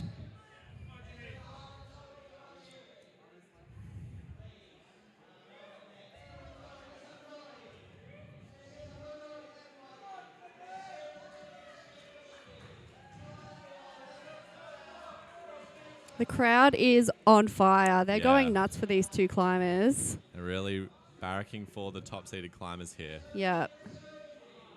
Oh, we got a Jimmy back got a clip. backflip. Oops. Okay, he's backtracking a little bit, trying to sort the rope out. Oh, he's clipped the wrong draw. Oh, no. I think. That is not good. Yeah. But honestly, yeah, that's why an is there easy a draw mistake there? to Was make, that? I would think. Anyway. Oh, that's the draw for the pink route? Yeah. We've got Indy on the rest over to the right. Both climbers are going to try and milk the rest, especially after Jimmy's mistake. Yeah. Okay. She's moved her foot over to the left, but I thought she would maybe rest there a little bit longer. Maybe she feels like she doesn't need it. So we'll see what Jimmy's got in the tank after that. So yeah, we see hopefully that Indy didn't moving. take too much out of him and didn't shake him mentally too much. It honestly is just I guess one of the consequences of, having to have these comps at commercial gyms and not having a lot of wall space. The routes tend to be set fairly close to each other. Yeah. So it's sort of unavoidable, honestly. So Indy's getting close to that high point now as well. Oh, as it we see doesn't both quite climbers make fall it. simultaneously Fall there. at the exact same time. And I think we probably didn't see what we thought we were going to get out of these two climbers. Yeah, interestingly. Yeah. So that pressure of being last coming out and Yeah. qualifying in first certainly showing for these two. Yep. And yeah, just a shame for Jimmy to have accidentally Yeah. clipped the wrong quick draw. He may have still won in Victoria though. Oh so yeah. just So remembering he'll still get those ranking points. Yeah, I think nice. so. But we'll see. Yeah. I'm sure he'll be disappointed in that though. That's that's to really have frustrating. to get gassed out on a route because you made a mistake like that is a little bit disappointing. Very but frustrating. honestly, I think not a difficult mistake to make. Yeah, and he still made it just before the head wall, so he Yep. still did really well to get Absolutely, that much further. yeah. And Indy fell off a little bit before the high point, so we're yet to see the rankings there. Yeah, not sure where Indy sits at the moment.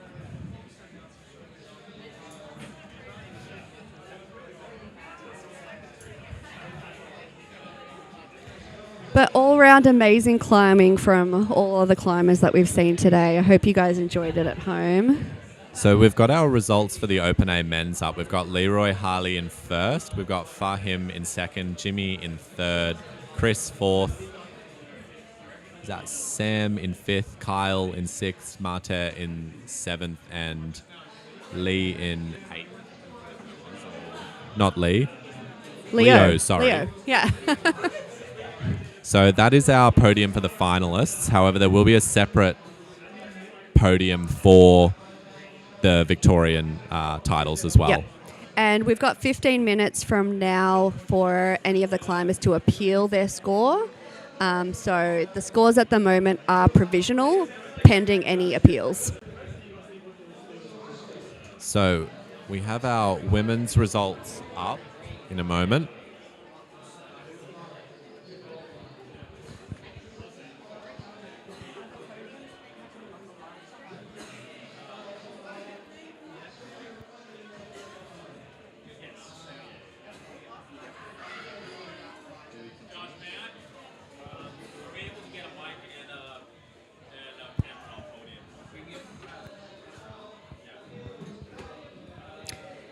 So stick with us.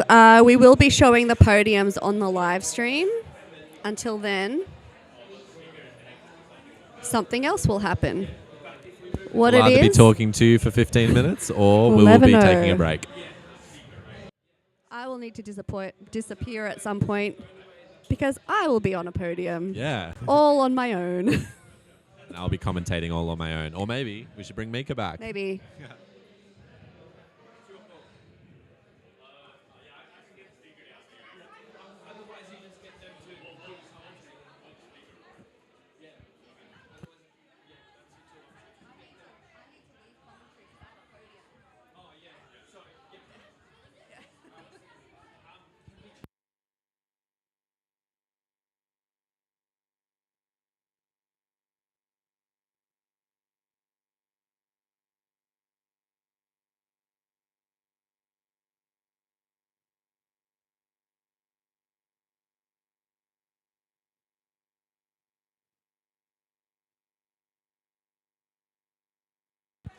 So just before we go on break, I'd like to thank our volunteers and our sponsors for helping run this comp. We wouldn't be able to run this without our volunteers, and the sponsors have helped to give out prizes for the competitors, which are very much needed. We're going to run to a break just before the podiums, so here's a word from our sponsors.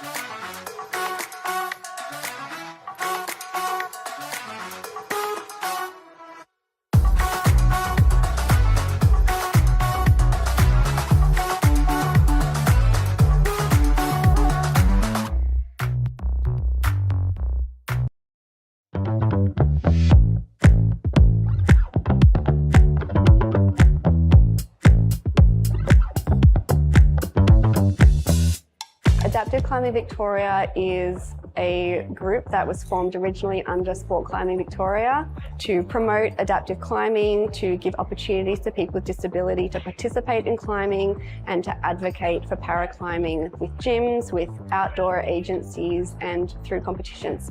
Climbing's for everybody, like anyone who is a mover can climb. Because there's no one way to climb. It's freeform, you can do it however suits you best. There is a specific dopamine, I guess, that comes from, like, I think a lot of people with disabilities, you don't often get to be in the from the perspective of like being up really high and being able to look down on people. You're often looking up. So like that's a really unique perspective that you don't really get a lot of the time. So being a below knee amputee, I guess, you know, feel a little bit wobbly sometimes on the ground, and walking is sometimes really difficult, but being able to move with my entire body, it's a really kind of freeing experience for me. I just love the movement of it. I got into paraclimbing through a friend. I met everyone in the para community and I just got hooked. A friend of mine said to me one day, "Hey, will you come climbing with me?" And I was like, "Oh, I don't know, it sounds hard." She was like, "What if we get cake after?" And I was like, "Okay, I'll come." So I went, I came down, couldn't feel my arms. She was like, "This is great, let's do that again." And then it just became like a regular part of my, I guess, personality. I love the physical aspect of climbing. It's just really, really fun. Adaptive climbing more often refers to, it's more of an umbrella term for any sort of rock climbing for people with disabilities, and paraclimbing is often used more specifically to refer to the competitive sport. Internationally, we've just hit the Paralympics, so there will be paraclimbing at LA 2028, which is very exciting. My goals for climbing is just competing at World Cups. I've already done 2 World Cups and I'm aiming for silver or gold next. More locally, there are national events and state events as well. So plenty of comps for everybody. So Adaptive Climbing Victoria run quarterly come and try days, and anyone's welcome. And we also run casual Mondays. So if people just want to go for a climb and have been before and are keen to continue with that, we're aiming to give them the opportunity more frequently. So if anyone's looking for more information on paraclimbing and adaptive climbing, it's pretty easy. Obviously, you come to Adaptive Climbing Victoria. We're on social, so you can look us up on Facebook with Adaptive Climbing Victoria. Instagram is at Adaptive Climbing Vic. Or the Sport Climbing Victoria website has our webpage, and they're also very welcome to email. Climbing is fun, even if you're not very good at it. It's fun to just try. It's fun to fall off. So I think it's really great for everybody to try.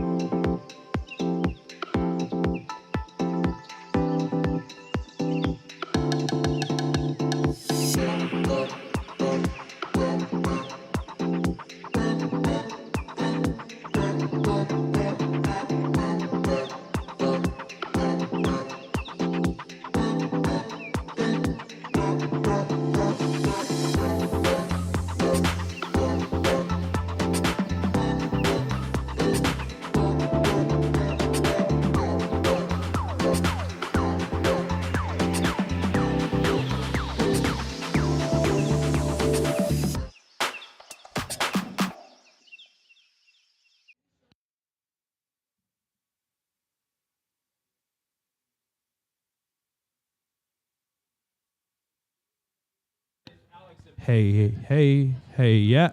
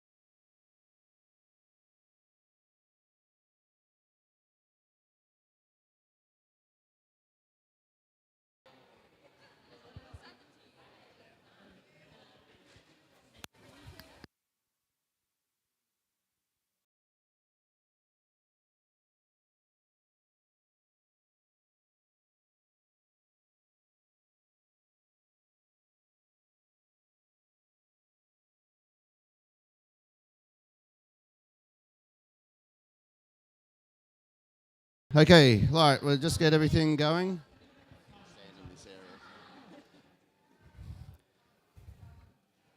Video. You're on video on the live stream.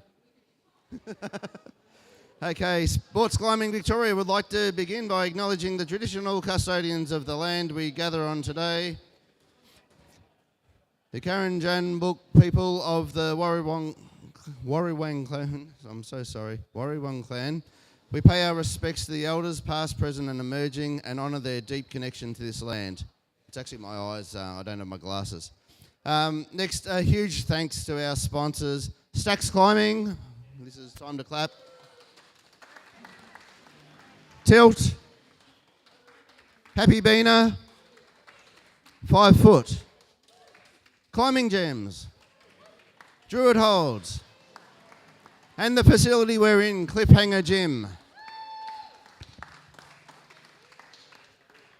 Participants, again, thank you so much for the amazing and entertaining efforts today. We've really enjoyed it, so it's been a great show of talent, so thank you to all competitors today.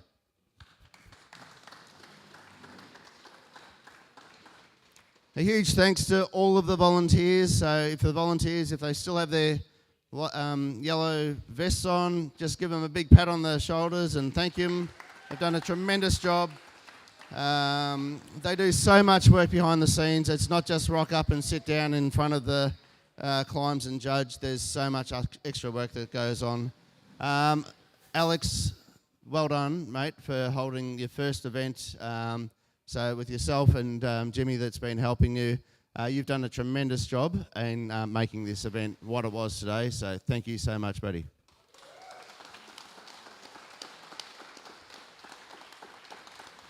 And I'm sorry, I'd love to just keep singling out volunteers, but I know that you want to get onto podiums. The route setting team have been incredible. And hopefully the climbers were actually able to enjoy them. I know some of them were pretty tough starts, but the climbs were just amazing. Okay, so we'll move on to podiums, which you've got all of that there. Okay. Are you going to put medals around the necks and share? Okay. Rightio. So we'll move on. So Paramale AL2 in...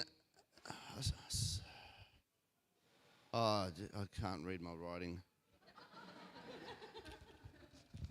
Got it on the other side. I'm so sorry. Laurie. Okay, so we've got Laurie Bennett. Laurie Bennett from Queensland. Sorry, Laurie. No, you're all right. Thank you. I have it written down. So, second place. Yeah. Well done. Well done. And it was great climbing too. Thank you. Appreciate it. Thank you. Okay, and in first place from Victoria, Sam Jakes. Congrats, Sam. Well done, mate. Are you all right?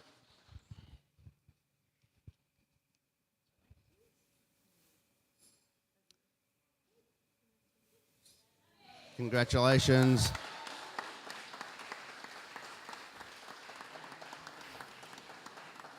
Make sure you get the photo, and thanks for waiting around the extra 3 hours for your medals. Okay. Awesome, okay. Thank you.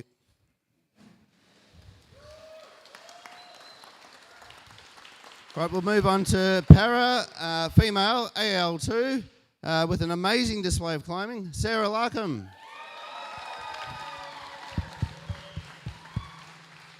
Well done, Sarah.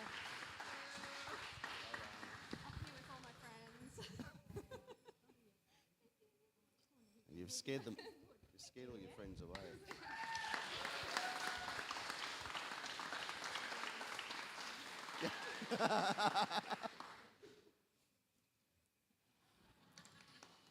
Okay.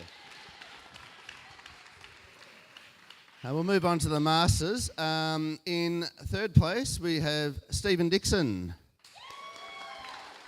Now, what I have not done... I'm sorry, what I haven't done is I haven't got the states for each placement. Is Stephen here? No. Jimmy, can I just bother you for a moment to...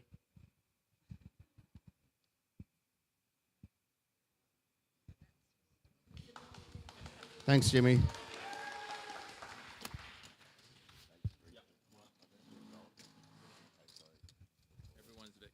Yep. Right, so Stephen was from Victoria, but I did know that. In second place, Boris Libimov. Thank you. Well done, mate. Second.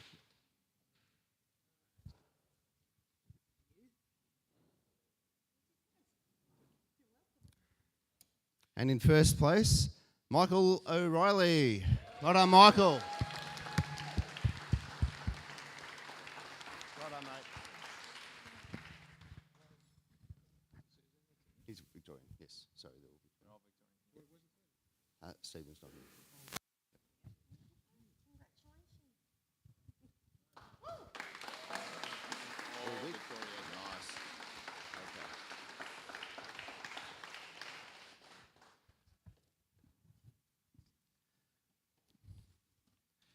We'll move on to inclusive. So in third place, Serena Xiao.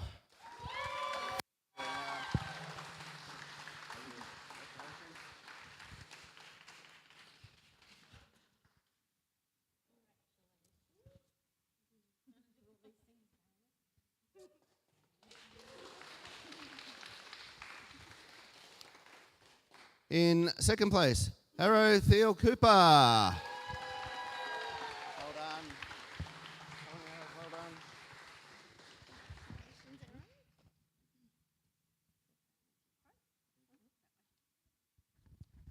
And the winner and our state champion, Joe Toner.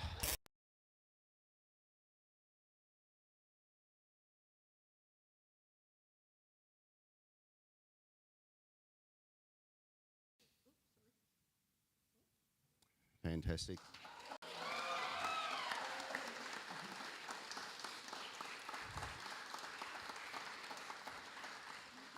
So when you volunteer, you win. Joe's volunteered previously. Okay, open beam male. All Vic, excellent. So in third place, we got Robert Vamo. I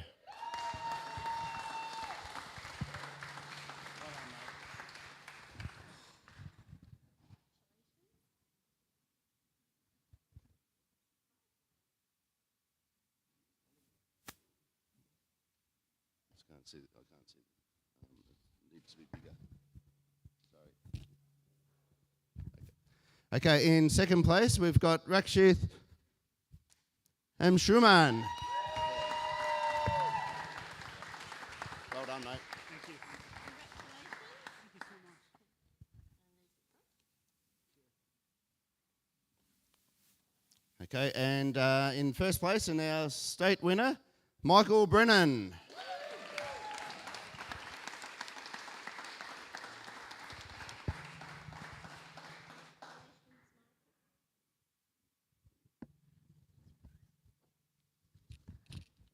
Big round of applause.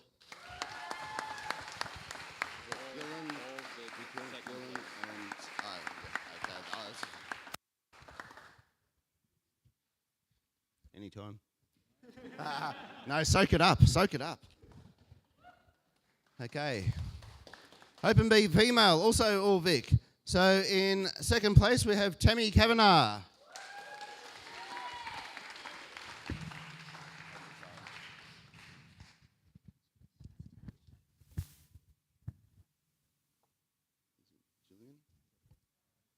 And in first place, our state champion, Gillian Coe.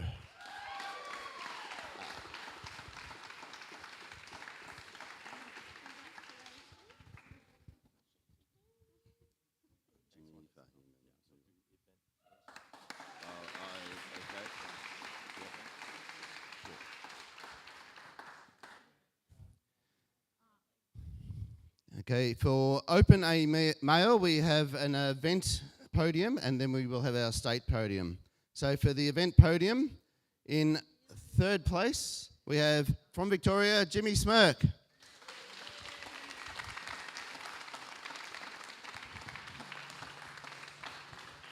on, Jimmy, you going to do it? Well done, mate.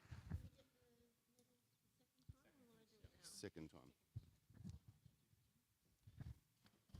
In second place, we have Fahim Kandel.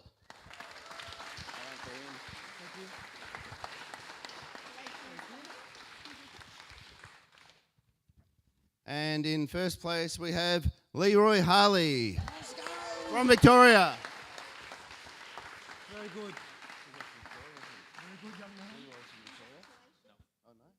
Oh, from Tasmania. Yep, sorry.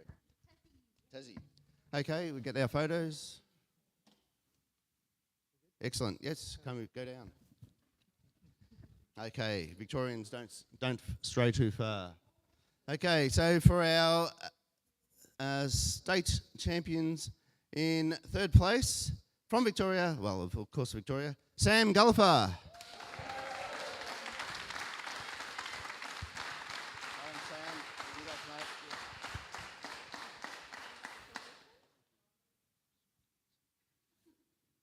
Second place, we have Chris Martinez.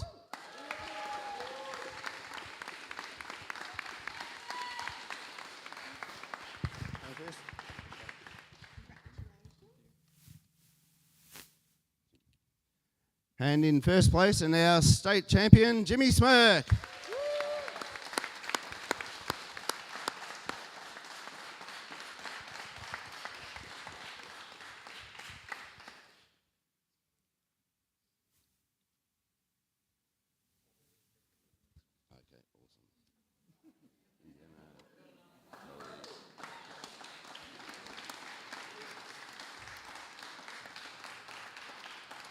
And to cap off our day, we'll have Open A Female, all from Victoria. So it is a Victorian podium.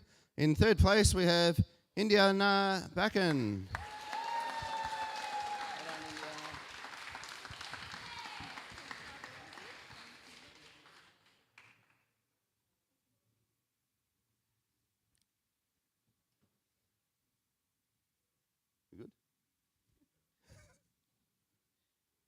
Perfect. Okay. In second place, we have Chloe Gee.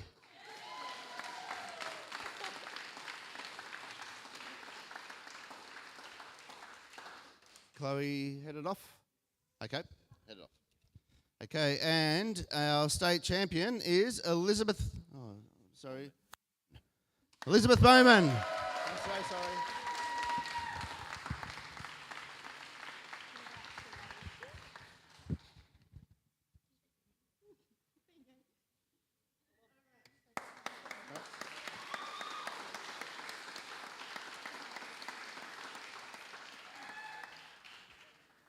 Okay, a huge congratulations again to all of our podium winners, but also for all competitors. I promise next time I will wear my glasses so I can actually read. Vet's got something to say? No, I don't want to be MC. But if you placed on the podium for Victoria in Open A, I need to know pretty much within 24 hours if you want to attend nationals and compete for Victoria. So, yeah, you'll hear from me tomorrow. All right. Special consideration as well? Okay, yep. And if anyone feels that they should apply for special consideration, there's a QR code in the warm-up area and one just on this wall. Oh, there was one on the wall. That one over there, and that has to be in by lunchtime tomorrow. So if you're going for special... Okay, if it's going to... Okay, so tomorrow night, if you're applying for special consideration for nationals, please get the special consideration in, QR code over there. Other than that, please hang back and help clean up everything, and we'll see you at the next comp. Volunteering.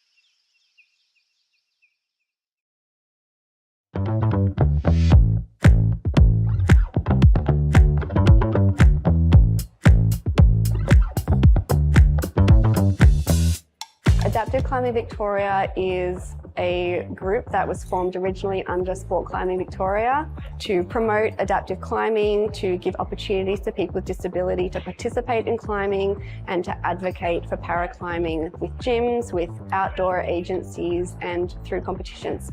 Climbing's for everybody, like anyone who is a mover can climb. Because there's no one way to climb, it's freeform, you can do it however suits you best. There is a specific dopamine, I guess, that comes from, like, I think a lot of people with disabilities, you don't often get to be in the from the perspective of like being up really high and being able to look down, and you're often looking up. So like that's a really unique perspective that you don't really get a lot of the time. So being a below knee amputee, I guess, you know, feel a little bit wobbly sometimes on the ground, and walking is sometimes really difficult, but being able to move with my entire body, it's a really kind of freeing experience for me. I just love the movement of it.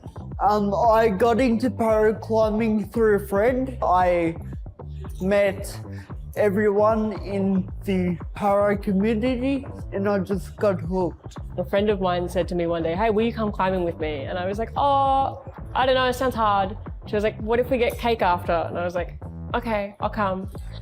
So I went, I came down, couldn't feel my arms. She was like, this is great, let's do that again.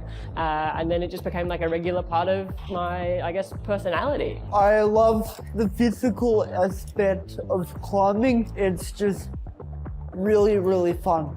Adaptive climbing more often refers to, it's more of an umbrella term for any sort of rock climbing for people with disabilities, and paraclimbing is often used more specifically to refer to the competitive sport.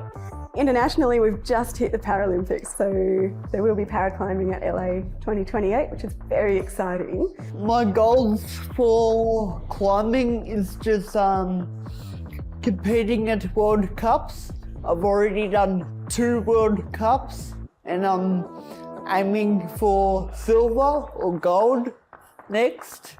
More locally, there are national events and state events as well. So plenty of comps for everybody. So Adaptive Climbing Victoria run quarterly come and try days, and anyone's welcome. And we also run casual Mondays. So if people just want to go for a climb and have been before and are keen to continue with that, we're aiming to give them the opportunity more frequently. So if anyone's looking for more information on paraclimbing and adaptive climbing, it's pretty easy. Obviously, you come to Adaptive Climbing Victoria. We're on social, so you can look us up on Facebook with Adaptive Climbing Victoria. Instagram is at Adaptive Climbing Vic. Or the Sport Climbing Victoria website has our webpage, and they're also very welcome to email. Climbing is fun, even if you're not very good at it. It's fun to just try, it's fun to fall off, so I think it's really great for everybody to try.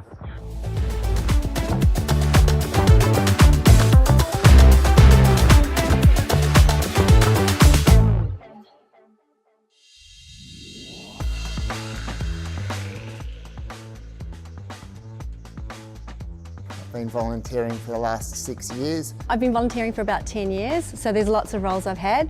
I tend to volunteer as a role of a judge or just any other roles that need to be done. Yeah, so generally first aid and physiotherapy, otherwise sometimes general dog sporting. I've done a bit of ISO stewarding, looking after the kids before they go into their final climbs, making sure that they've got everything they need. Seeing kids at their first comp and they're so excited and like nervous, but and they're also supportive of each other. It's really nice to see. I started off just being around and being an usher, helping with timing, being assistant judge. But now, yeah, belaying's my favourite role. We need the volunteers to kind of just be seamlessly float in and out and help us execute it as best as possible. Just, getting used to that comp vibe and settling in and doing your job well. Whether it's a timer or just a isolation manager, whatever it happens to be, I'll be there just to help out and make sure everything goes smoothly. Judging at a climbing competition is a learning curve, but there's excellent resources to help and also help with other volunteers that are more experienced than you in most cases. As an athlete, it teaches me the things that I should be looking out for myself when I'm actually competing. Oh, it's such an exciting day. Yeah, turning up and meeting all the new people, finding out your role and where you're going to be. Dean will run around, bring snacks to you. That's fantastic. Usually it's a bit of like social catch up with all your friends that you see at these competitions. The things I enjoy most about volunteering is probably the people that you get to meet. I enjoy that there's that whole social community around the volunteering part. I love the friendships that I've got from volunteering. I've got some friends that I've had for over 10 years now. I just enjoy being in the thick of it, I guess. Like the comps are so much fun, and just the vibe and the enthusiasm, and yeah, just feeling like you're a part of something. You know, and you meet coaches, you meet route setters, you meet a huge cross-section of an industry that is still growing. And I love that we can take this to another level, so you can do your state volunteering, but you can go right through the IFSC on that World Cup level, which would be amazing. All the events I've done have been like really excellent experiences. It's a way that I can really contribute with my skill set, so I can give back to the community and use my skills to the best of my ability. I think the big thing for me when it comes to volunteering is giving back to the sport that gives me so much.